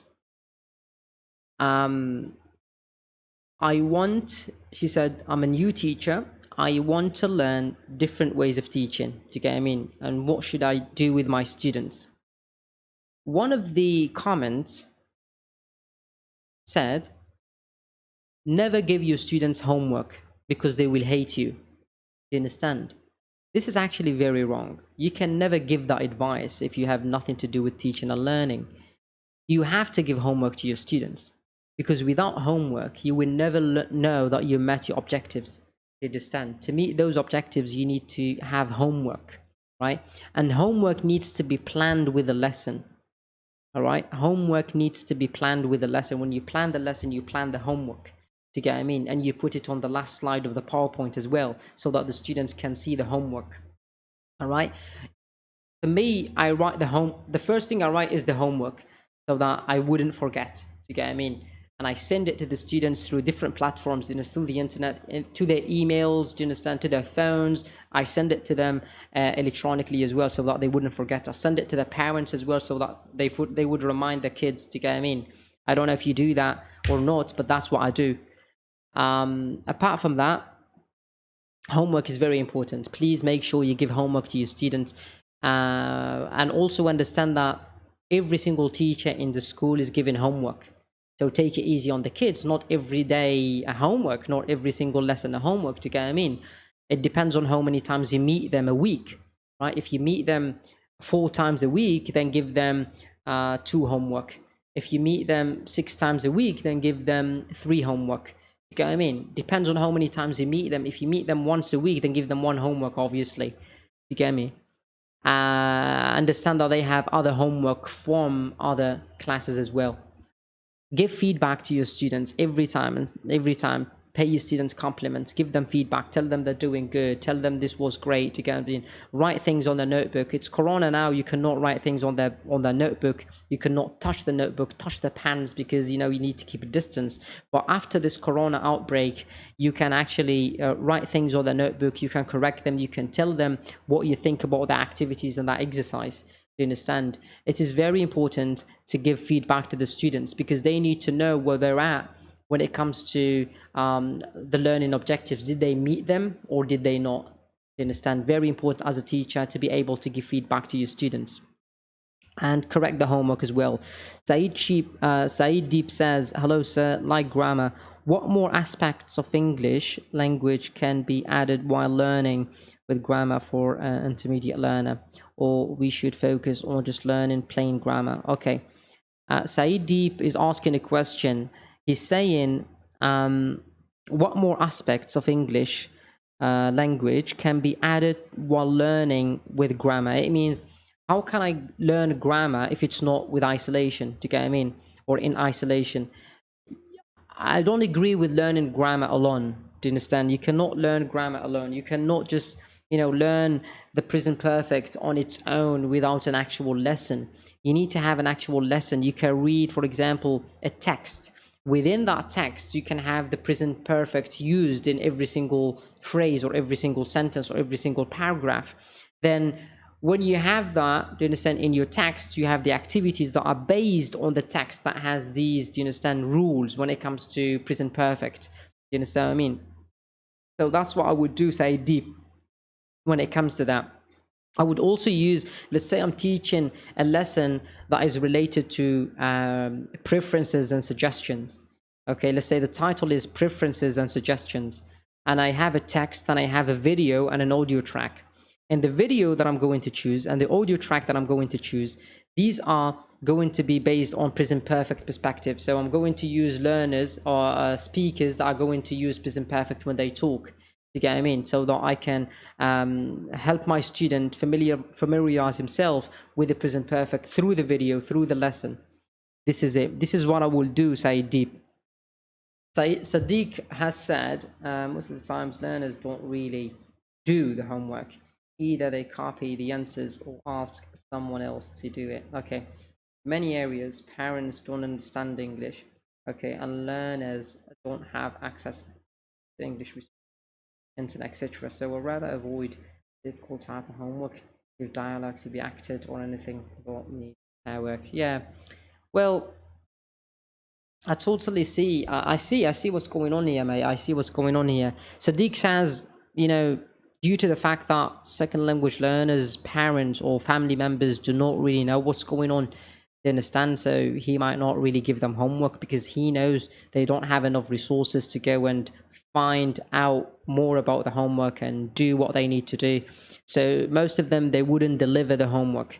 Do you get what I mean? But I think, Sadiq, this is about the types of the homework that you're giving to your students. I don't think, Sadiq, you're giving them the right homework. Okay, I mean, I hope we can talk about this, face to face, or we can talk about this, privately. We can talk about this, and I can tell you, and I can prove you that you're not giving your student the right homework, because I'll tell you why. I'll prove it to you. A homework doesn't need your student to go and make research. Do you understand? You can do it, by the way. You can give them homework where they can use the verb to be in 10 sentences. Do you understand? They can use the verb to be in 10 sentences if those are the type of students you're teaching. Use the verb to be in 10 sentences. You get what I mean? Bring it next week or bring it tomorrow. Do you understand? So they write 10 sentences using the verb to be. Very simple, very easy homework. Even though they don't have access to the internet, no one understands English. But if they understood verb to be in the lesson, if they understood what you've taught them in the lesson, then they'll be able to write those 10 sentences. You get what I mean? I can also, there are different, do you understand? If, let's say you've taught them, you showed them a video in the classroom. You can say, write 5 bullet points about the video. Do you understand? Bring it tomorrow. Do you understand what I mean? They can write 5 bullet points about the video. Let's say the video mentions different strategies or a set of skills. Do you get what I mean? Or a football player, when was he born, whatever. They can take notes and they can write a paragraph about him the next day. Do you understand? Through the notes, not through the internet, not through something else. So you can actually manage good homework, right? If you think about it, trust me, if you think about it, if you put some thought into it, without resources, without, do you understand, without anything, my friend Sadiq, you can make your students do homework by themselves, do you understand? Without the internet, without anything at all. Just through the lesson, do you understand? Just through the lesson. Take this from me, do you understand? I teach first language, but I teach second language as well. You understand? And I know what I'm talking about. You don't need the internet sometimes. You just need to think wisely when it comes to homework. You have to give them homework. It's not always about dialogue. It's not always about, getting them together and acting something up. Do you understand what I mean? Or talking to one another in the lesson, or creating a game. Do you understand what I mean? And make them do it in front of you and then giving them a mark, right? That's not it. That can be a project that they can work on, right? But homework is important, and it can be given and it can be done, right, based on the lesson. Ginger says, vocabulary to the new sentences. They can get the new vocabulary because you've taught them the vocabulary in the classroom. You understand what I mean? You've taught them the vocabulary in the classroom, so they will use those vocabulary you've taught them in their new sentences. Unless they just reuse what they saw and had in the classroom. Yeah, dialogue was just an example. Yeah, I totally agree with you. I know dialogue was just an example, and there are so many examples. There are so many things that you can do. When it comes to dialogues, are you giving them the dialogues? Do they come up with the dialogues? If they come up with the dialogues, it means they don't have any problems with vocabulary. Do you understand? It means they can do it themselves as well at home, right? If we say, if you write, do you understand, different vocabularies in the classroom, if your starter, I'll give you an example. If your starter is 3 new vocabularies, 3 definitions, and you ask them to match the vocabulary with the right definition, this is your starter, do you get what I mean? And then you give them a text where those vocabularies are used in the text, do you understand? And then you ask them questions based on the text. Do you get what I mean, Sadiq? Ask them questions based on the text. The homework can be, and you gave them worksheet, by the way. You gave them worksheet. The text is with them.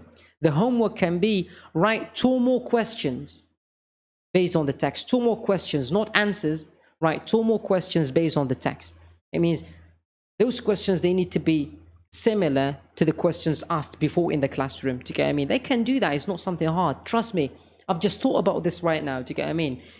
Of course, it's not something that is done haphazardly, totally, but you have to give it a little bit of thoughts, and it will happen. You understand? If you want it to happen, obviously.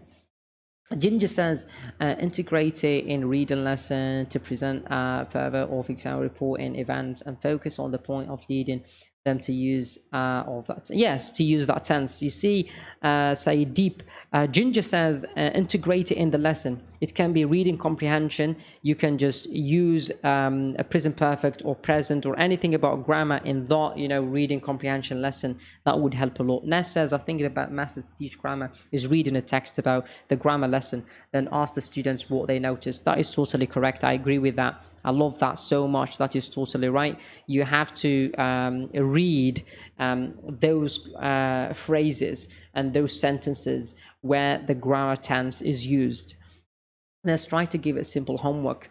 Try to give a simple homework which they could do by themselves. Okay, she says try to give students simple homework so that they can do it by themselves, which is right. I agree with her. There are different ways of giving homework.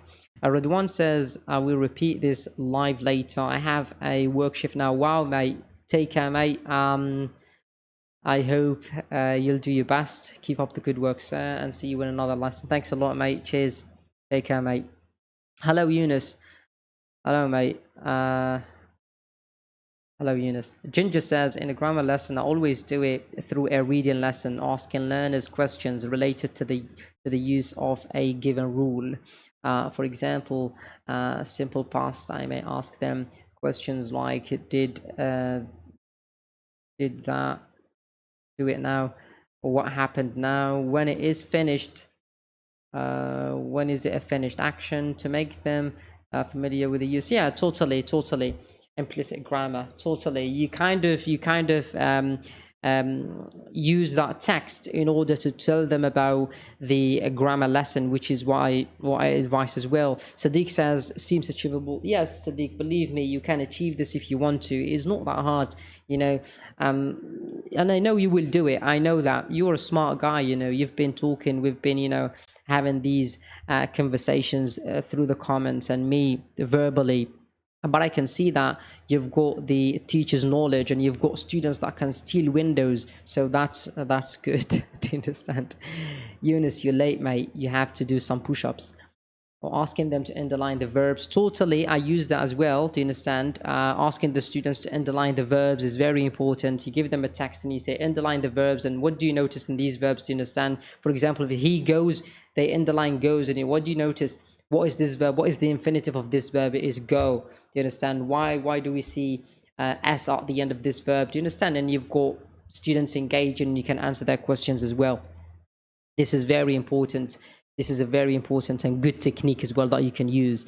So this is it. Put timers out there for your students. You have to put timers for your students. Otherwise, your students will not be able to finish on time. You have to set time for your students when you give them a specific task.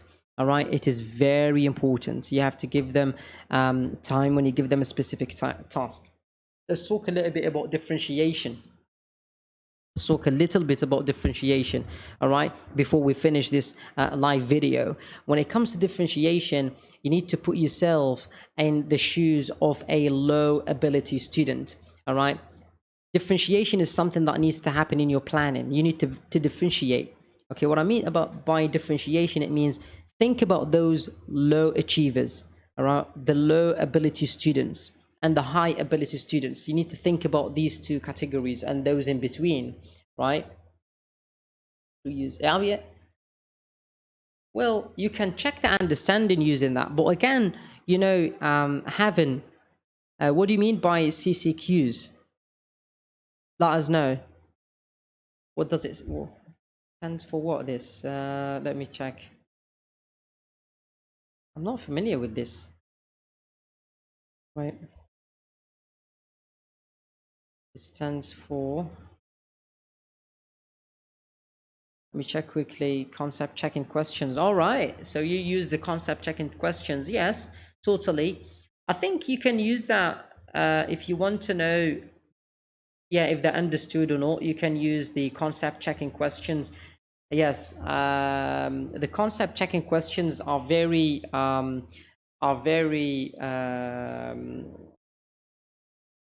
that are used by a lot of teachers. nowadays, do you understand, that are used by a lot of teachers nowadays, especially in the plenary. And the plenary, which is the last slide of the PowerPoint, usually teachers put these concept checking questions to check if the students have understood, the lesson, or if they've understood what you're talking about, to get, or what you have mentioned in the lesson. These concept checking questions are used a lot, especially at the end of the lesson, as I said. That is totally right, Haven. And we haven't seen you, Haven. You just came, or you've been here since 1887? Because we've been here since 8:15 or 8:20. You came last time, and I think you asked me a question last time, and I'm trying to remember what that question was. So ask yourself these questions when it comes to putting yourself in the shoes of your learners. All right. Yeah, you give simple questions to make sure that your students understood the concept. You give them questions. Belly versus stomach. Okay. Yes, a belly versus stomach. Which one is inside the body, etc. Totally, totally. That is very important. You have to do that so that your students are familiar with these concepts to know if they understood or not. And you can do that at the end of the lesson. You can do that in the middle of the lesson, especially when you notice that one of the students did not understand what you're talking about.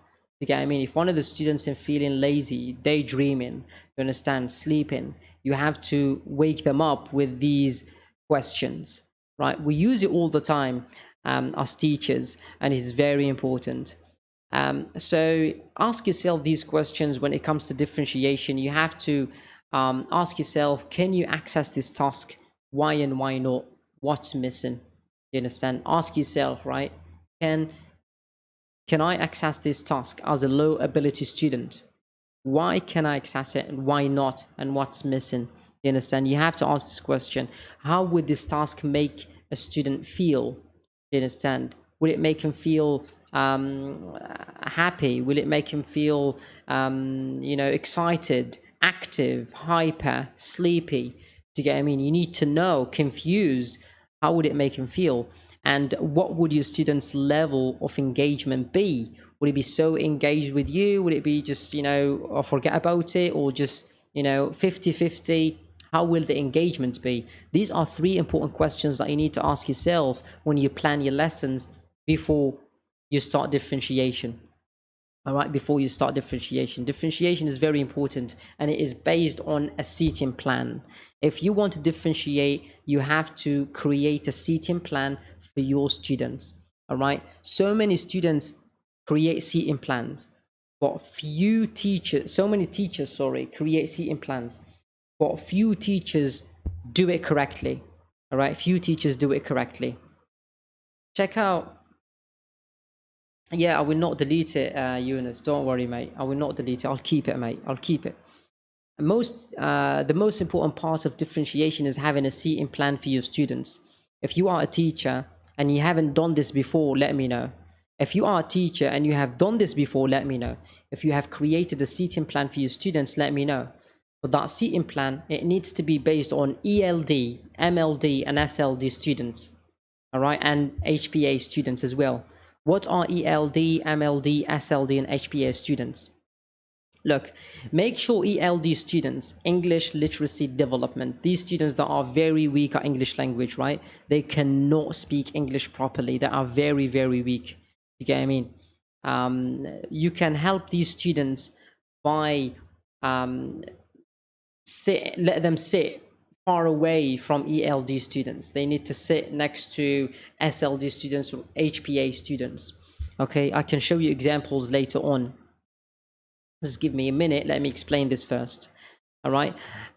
So make sure ELD students, English literacy development, are not sitting next to ELD students. They shouldn't sit next to each other because they will create a chaos in the classroom. Right. MLD students, moderate learning difficulties. They've got moderate learning difficulties. All right. These students will find learning a little bit hard and will display challenging behavior. Okay, I mean, so you have to let these students sit next to HPA students. HPA students are students that have high prior attaining students. They are high prior attaining students. You need to challenge these students. They are very smart, very good students. And SLD students are they have specific learning difficulties. All right. So there is something specific that that they find hard and difficult for them to understand. Do you get what I mean? There is something specific that they find hard to understand. That's why we call them SLD students. They have specific learning difficulties. All right. So this is very important, and I want you to learn the ELD, MLD, SLD, HPA students and these definitions as well, so that you know how to create a seating plan for your kids, right? If you have created a seating plan before, let me know. If you have created a seating plan before using ELD, MLD, SLD, and HPA students, let me know. If you haven't, then this is the proper way to do it. All right? Always put ELD student next to an HPA student, you understand? So that he can learn from him. Behind an HPA student, there must be an HPA student. But next to him can be an MLD student or an SLD student. You understand? So you have to create the seating plan based on this, right? Based on this. Okay, if you haven't created seating plans before, this is very important. It will help a lot. I've noticed a lot of teachers, they've got these, you know, the HPA students, they sit next to them. Do you understand what I mean? They are in the first row, the best students, and the others, they are far away. Do you understand? They don't care about them. They are at the back of the classroom. You get what I mean? That is very bad. Do not do this, you guys. Do not do this, you guys. You can have an HPA student sitting at the back. You get what I mean? Because if he stands up and speak up to you, everyone else will hear him and he will say the right answer. You get what I mean? And you can have the ELD student sitting up front because you want him to understand, to focus, and you want to keep an eye on him. This is very important. You need to be able to do this as a teacher. Get what I mean? Okay, Saeed Deep says, what can be done to think, sound like a native English, and not get stuck thinking what to say when it comes to practical speaking? All right. Saeed Deep asked a very important question. Saeed Deep is asking about speaking English. I will answer you, Saeed Deep, in a minute. Just let me finish this point. Okay. Just let me finish this point. So for those who have created seating plans, I'm waiting for you to let me know. Sadiq, have you created seating plans before? Let me know if you did. And if you haven't used ELD, MLD, SLD, and HPA, you know, before in your seating plans, please start using them because they are very helpful. Okay, these are very helpful. If you want to use them, please.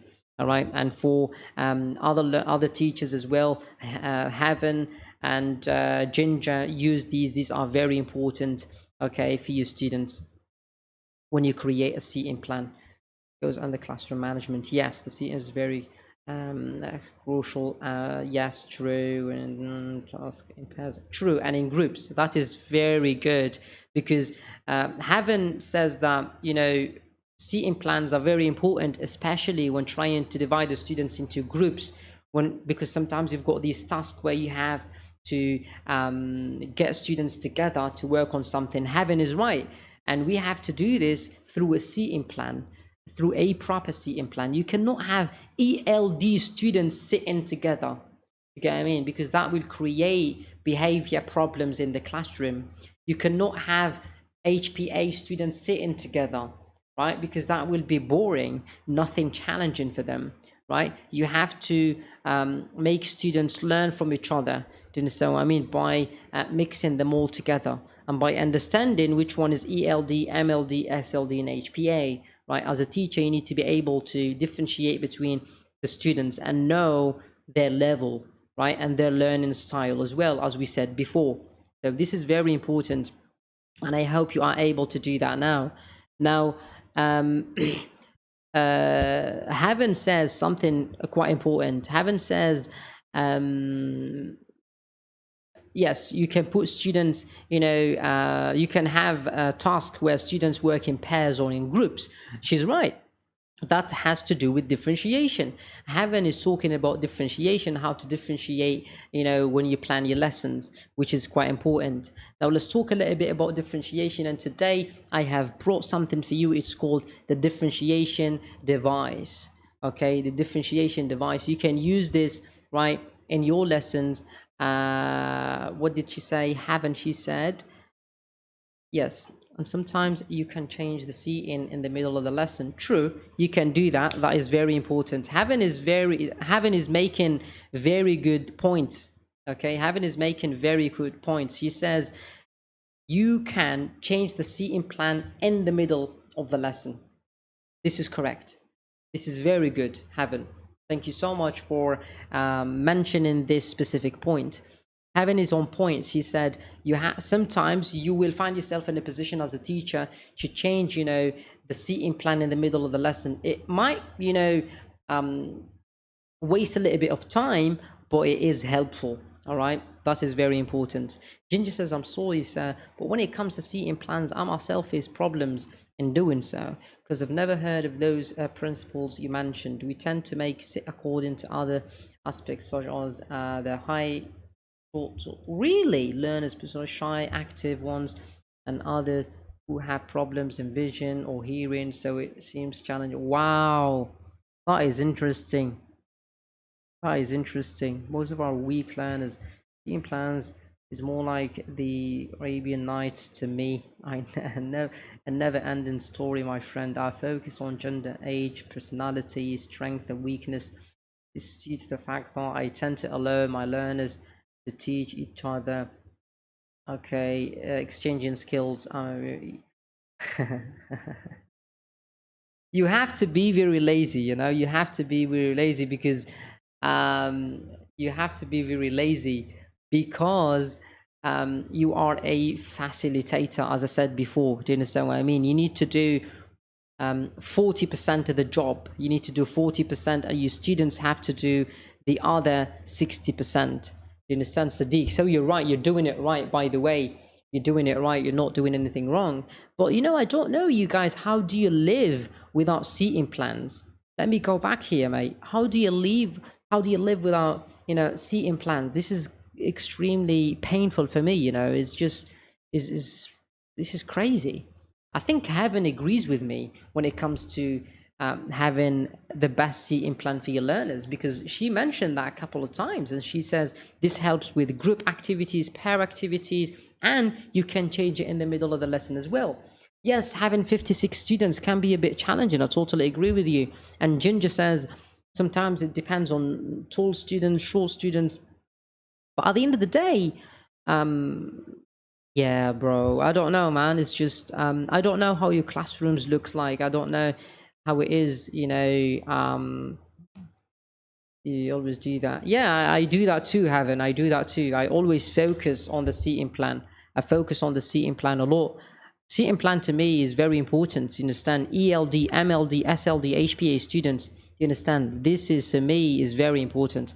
And I show them the seating plan of the smartboard, and everyone goes in and they sit where they have to sit. Do you get what I mean?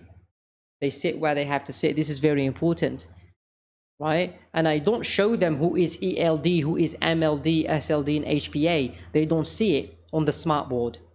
Only I can see it through my monitor. Do you get me? But they cannot see it, right? And when they sit down, I can know who is HPA, who is SLD, who's MLD, who's ELD. Do you get me? I can see the very good students. Do you understand what I mean? So I can challenge them, and I can see the weak students. Do you understand? So I can help them out. Do you understand? So it doesn't work, Ginger and Sadiq. I'm sorry to say, but I know you're trying to create the best atmosphere for your students. You're trying to do your best and create the best teaching environment for your students. However, it is what you're doing is not the right thing. Do you understand what I mean? Sorry to say, but it is true. It's not the right thing to do. Speaking from a teaching and learning perspective is not the right thing. You have to have a seating plan. You understand? Speaking from an educational perspective, Heaven says the well-planned seating helps slow and shy learners. True, it helps. I totally agree with you. I think Heaven comes from a different planet. That's why her name is Heaven. I don't know. Heaven, where you from? What's going on here, mate? What is going on? Heaven agrees with me when it comes to seating plans, but Sadiq and Ginger, they don't agree with me. But I think because they face challenges in the classroom. But try this. Try the ELD, MLD, SLD, HPA, method. Try this and you'll see. The arrangements are challenging to make the big size classrooms. Yes, limited time between sessions. True, etc. Yes, mostly I'm talking about public schools, private schools. I rock. Those signs are coffee, horseshoe, few plans that work with large plan. Yeah, well, you know what, mate? You know what, Sadiq? But I just want to ask you this, Sadiq, though. I want to ask you this question. Do you agree with the fact that having a seating plan is very important in a classroom, regardless of how small it is, regardless of how many students you've got? Do you understand? Oh, there you go, Heaven. Interesting. That's nice. That's why. This explains a lot, Heaven. This explains a lot. This explains a lot. That's why you like seating plans. That's amazing. That's why. That's why I like seating plans. I love seating plans. Seating plans are my favorite. Sadiq, do you agree with the fact that we have, you understand, to create these seating plans for our students? Ginger, you have to try it, right? You need to know that this is very important for your students. This is very important for your students. All right, differentiation. This is very important activity that I'm going to do with you now. I'm just going to click on the links and you will see what will happen. But before that, you see here the differentiation device. As you can see, you've got keywords, simple language, keyword display, images. You've got hot seat, and this is a very good activity that I like. Seating plans, task explanation. You've got options, you've got choices, pair work, discussion, extensions, right? I brought all of these. Talk to me, humor is amazing too. Experiments, pace yourself. All of these are activities that have to do with differentiation. All right, and I'm going to teach you all of these in a minute. You click on one of them, yeah, and it takes you to a slide, right? And that slide will show you what you need to do and what not. Let me read what Ginger has said.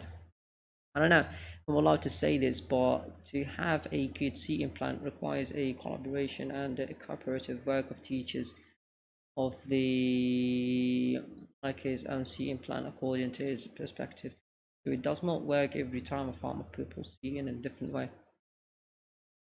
Yeah, I don't know how it works in your schools. Okay, listen, Ginger, I don't know how it works in your schools.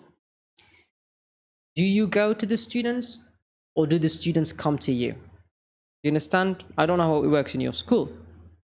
If the students come to you, then when they see you, they know where they have to sit. If you go to the students, this is something different. The students now, they need to look at the timetable. They know I've got Ginger now, then I have to go sit there. You get what I mean? So it depends. And I don't know how it works in your school, to be honest, but I think this is something that you teach your students. When you know you have me, you have to sit there. When you have me, you need to sit there. Do you get what I mean? When you leave, they can go back to whatever seating plan they used before. You understand? So they can do that. Sadiq says, I'd like to see a seating plan for 56 students stuck in a 7 classroom. Oh, ask him something, seating plan. No, it's based on another thing, size, etc. True.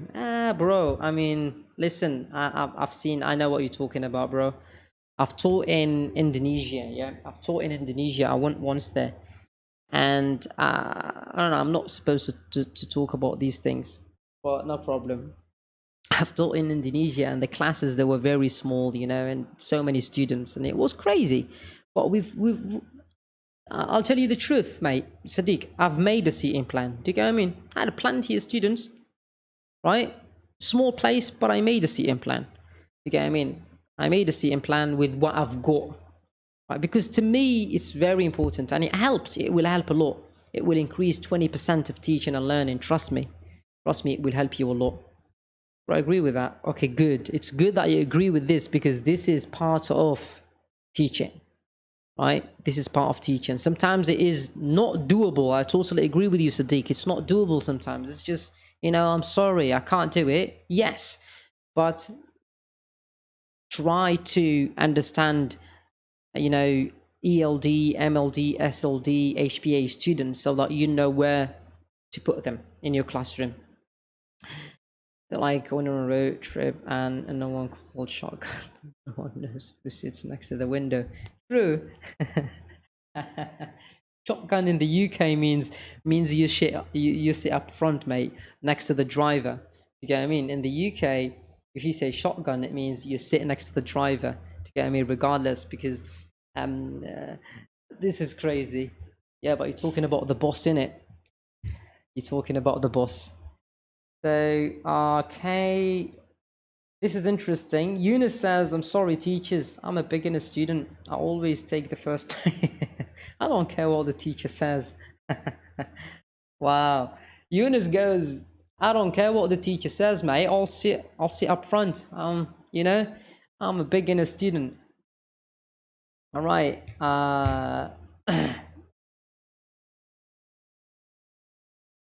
Haven says, seating plan is not always related to the way you arrange the tables. It's also related to who sits next to who. Yeah, who sits next to who. I totally agree with you. It's not about, well, obviously, I think that's what we're talking about.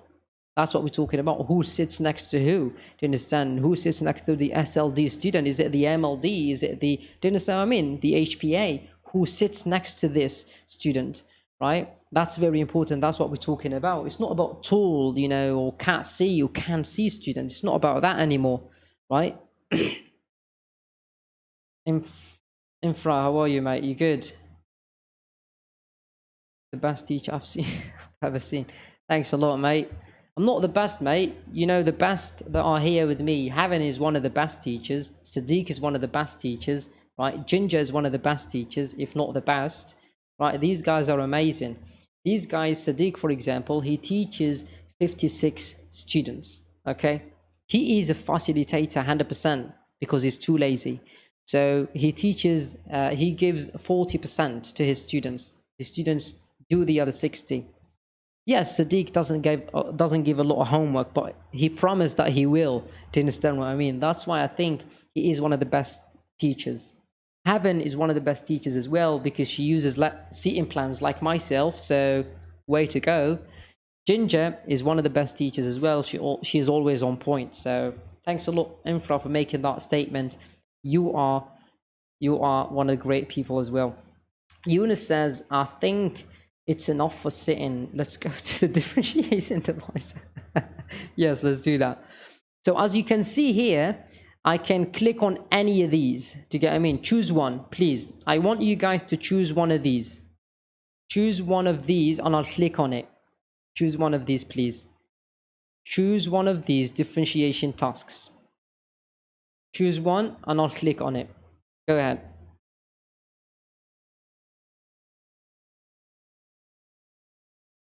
Choose one and I'll click on it and then we see where it takes us.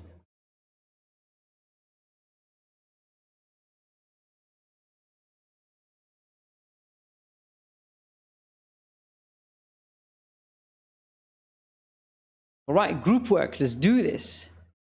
Eunice says group work. Where is group work? God, wait a minute. Bro, I'm blind or what? That was the stupidest idea, man, to ask you, to tell me, oh, okay, this one, no, this is group work, mate. Here we go. Here we go. Oh, this is not group work, mate. Ah, Pep. I've seen it earlier, mate. Task mixture, okay. Bro, I'm blind. Yeah, there you go. Here we go. A task mixture. So use a mixture of tasks. Okay, this will ensure that students have a variety of opportunities.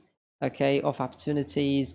It would prevent students from feeling that we only do things one way. All right, this is a very important task that you can use with your students. You can use a mixture of activities in a single lesson, across a unit of work, across the year as a whole. You understand? 7 line. Yeah, got it. I got it. I'll go back to the group work, pair work in a minute.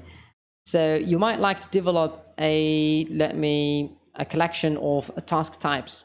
All right. So this right here, task mixture, it means you have to mix tasks, right, throughout the lesson, throughout the unit, do you understand, or throughout across the year as well. Do you understand? You have to do that across the year as well. So this PowerPoint is actually very strong, very long, sorry. You can have, look how many we've got. So we go back here, sorry, and we click on, let's go to pair research. Here's how pair research works. Introduce students to a topic, explain that they will be researching the views and experiences of their peers, ask them to create a set of questions.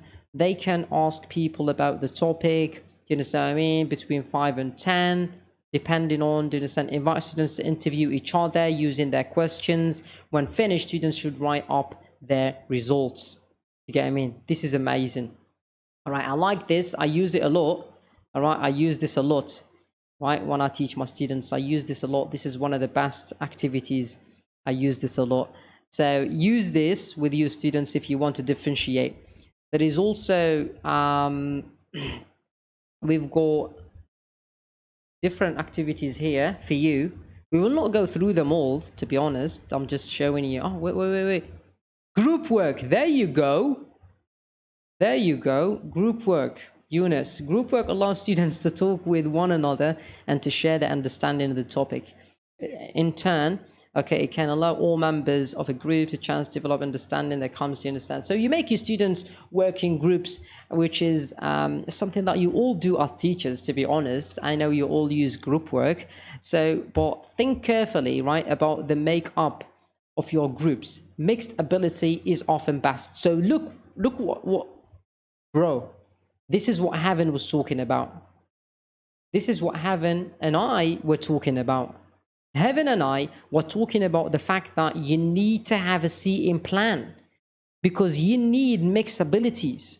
You understand? You need to mix the abilities. You cannot have, the good students sitting together in one group and doing that activity and working on it. To get me, it doesn't work, mate. You need to mix the abilities. You need to have different students, sitting together and doing the work. That's what group work is for. That's what Heaven was talking about earlier, right? So thanks a lot, Heaven, for making that point earlier because that is very important. All right. So this PowerPoint, the teacher has to monitor during group work to make sure that everyone is participating. True. The teacher needs to be there so that he knows that the weak students are working as well, just like the hard working students. You understand? So they are helping, and you can see them. You can see different groups. So you have to understand you have the upper hand here. You can walk about. You can see what's going on and whatnot. So that's very important. I don't know about group work in the Corona time, the outbreak, you cannot really keep your distance. So I'm not sure how we're going to do that, to be honest. But I will leave this PowerPoint.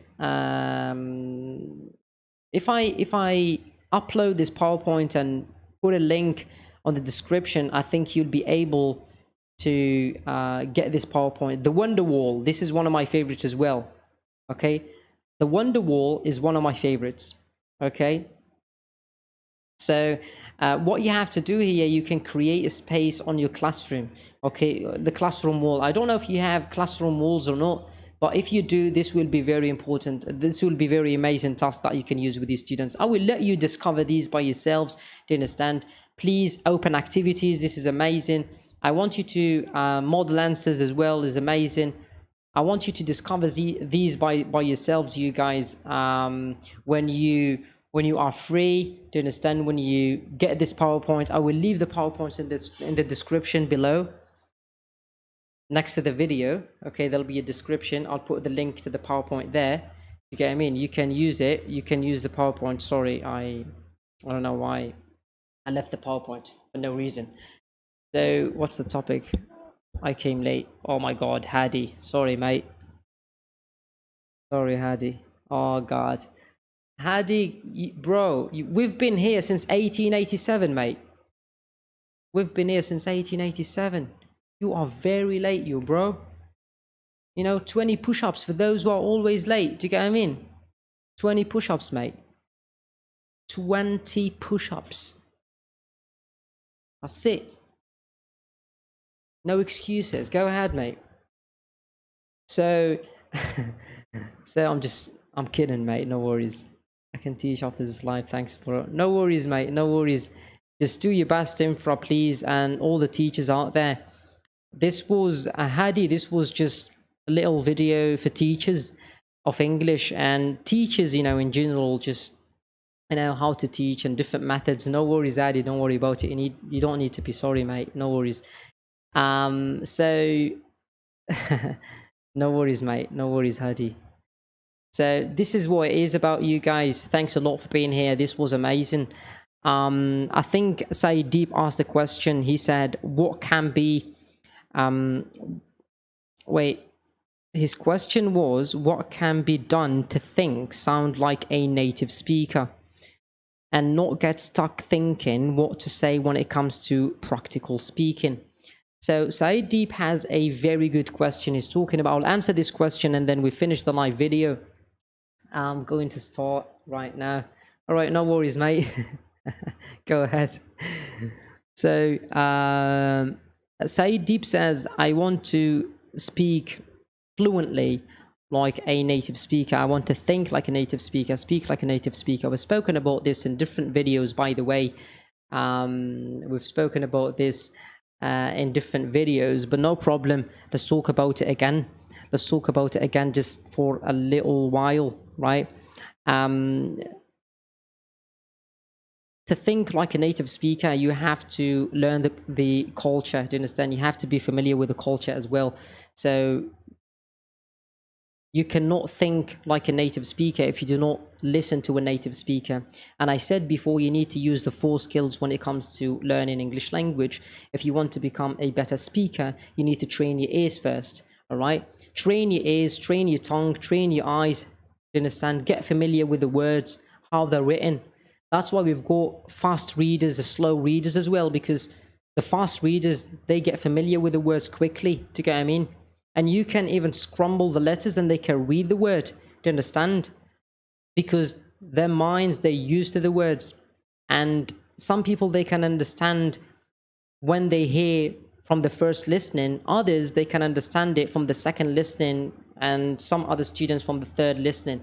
So train your ears properly. Train your tongue properly. How to train your tongue? You need to speak to yourself before you speak to others. I said this before. I've seen a lot of people giving this advice to people. Do you understand what I mean? Or to learners of English, telling them, if you want to practice English, find someone to talk to and practice with them. If you are a beginner, find someone and practice with them. Wrong in so many levels. I don't agree with you. Do you understand? If you want to practice English, never practice with people. If you are a beginner, practice by yourself, with yourself. Do you get what I mean? Speak to yourself. Because you don't want to be in that situation where you go to someone and try to speak to them in English and then they are better than you. Do you understand? First of all, if they don't understand you, you might switch back to your native language, which is wrong in so many levels. So your thinking here is not right because you'll be translating from your native language to English. You get what I mean? Just to satisfy the hearer.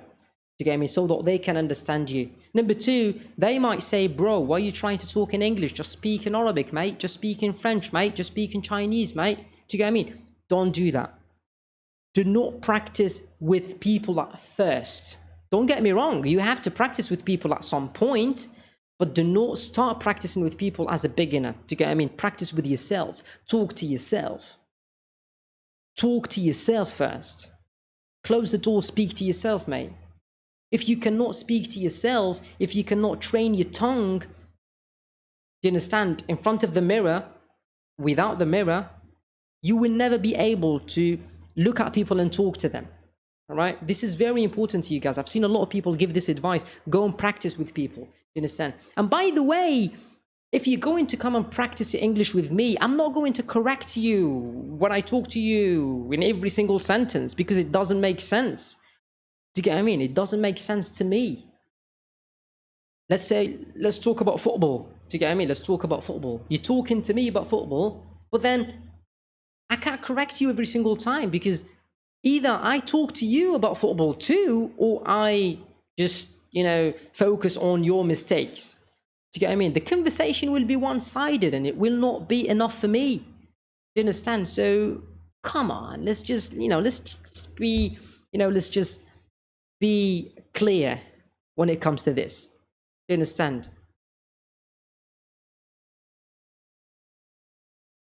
Well, not a native. Why try to be one? Many native enjoy hearing this language spoken in another accent. My own teacher from the UK, having USA is like, don't hide tongue native. Don't pronounce the people. I didn't quite understand you, Sadiq, right there, to be honest. Ginger says, the more you think like a native speaker, the more you will be. Yeah, totally. The more, that's it, say deep. That's it.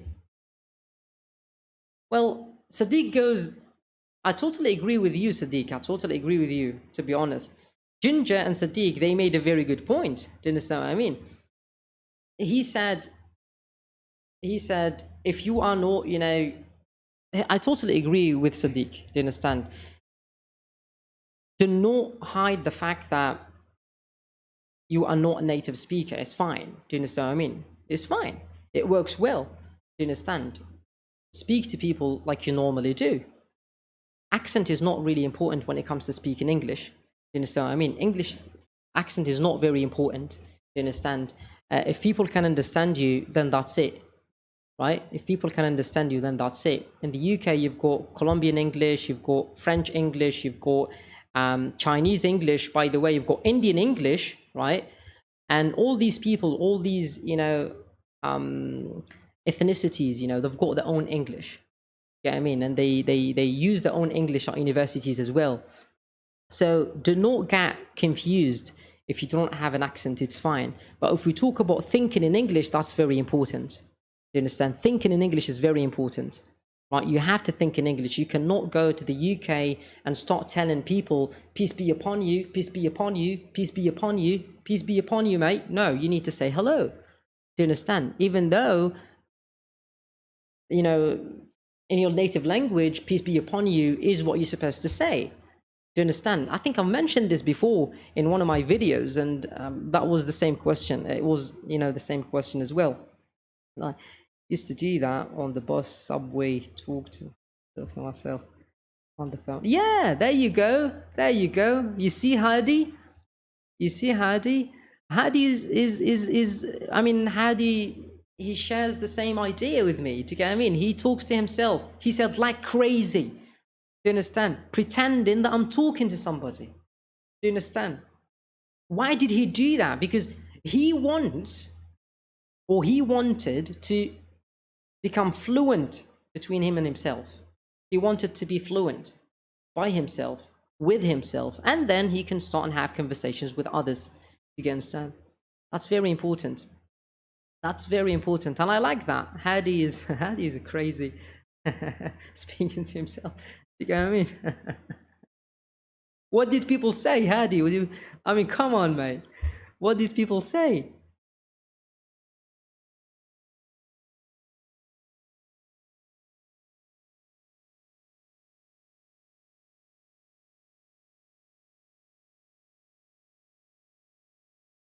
That is crazy, bro. Ginger says, of course, don't get too influenced.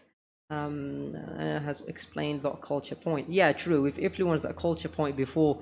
I think Said Deep, he's watching now as well, and he's the one who asked that question. And I think we answered you, Said Deep. You need to watch the previous live video, Said. We cannot just, speak about this again, right? Will be a bit boring.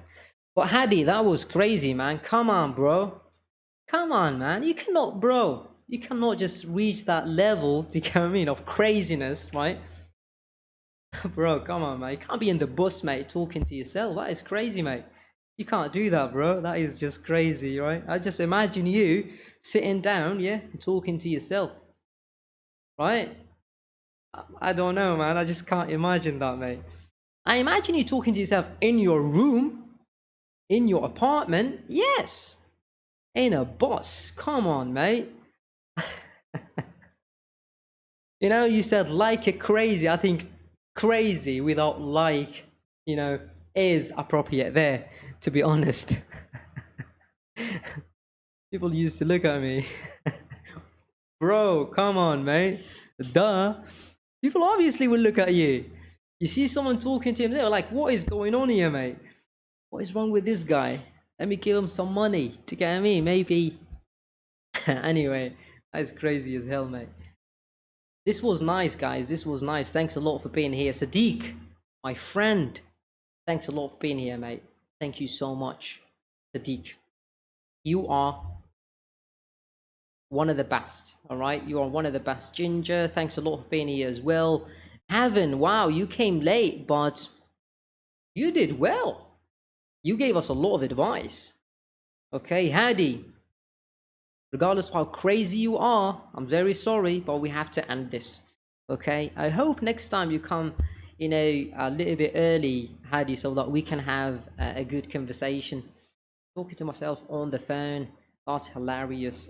It's not that I had better than, well, I don't know about talking to yourself on the phone, but filming yourself, recording yourself talk, that's good because you can hear yourself later on and you can see, and you can hear where you made the mistakes. You understand? You can go back and find out.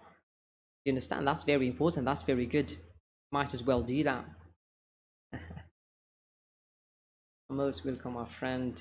You give the next slide. Thanks a lot, mate. Thanks a lot, Sadiq. Sadiq, you're amazing, bro. I hope we can be friends. Thanks a lot, you guys. No worries, bro. No worries. No worries. Eunice, thank you so much, brother. Thank you, sir, for this live. You are such a good person. Thanks a lot, mate. You are a great person as well.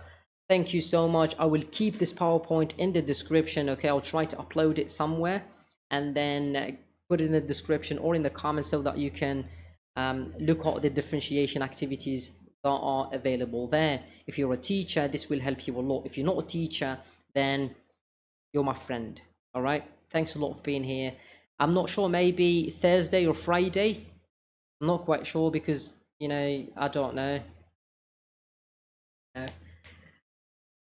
Tomorrow is the weekend, so that's good. It's always good, to start the weekend, so that's amazing. So tomorrow is the weekend, so that's why I can sleep tomorrow. Do you get what I mean? That's why the live today is fine. No worries, Hadi. Thanks a lot, mate. Thank you so much. So you guys, you're awesome. You're amazing. See you in the next live video. Take care. Peace out. Thanks a lot. Cheers.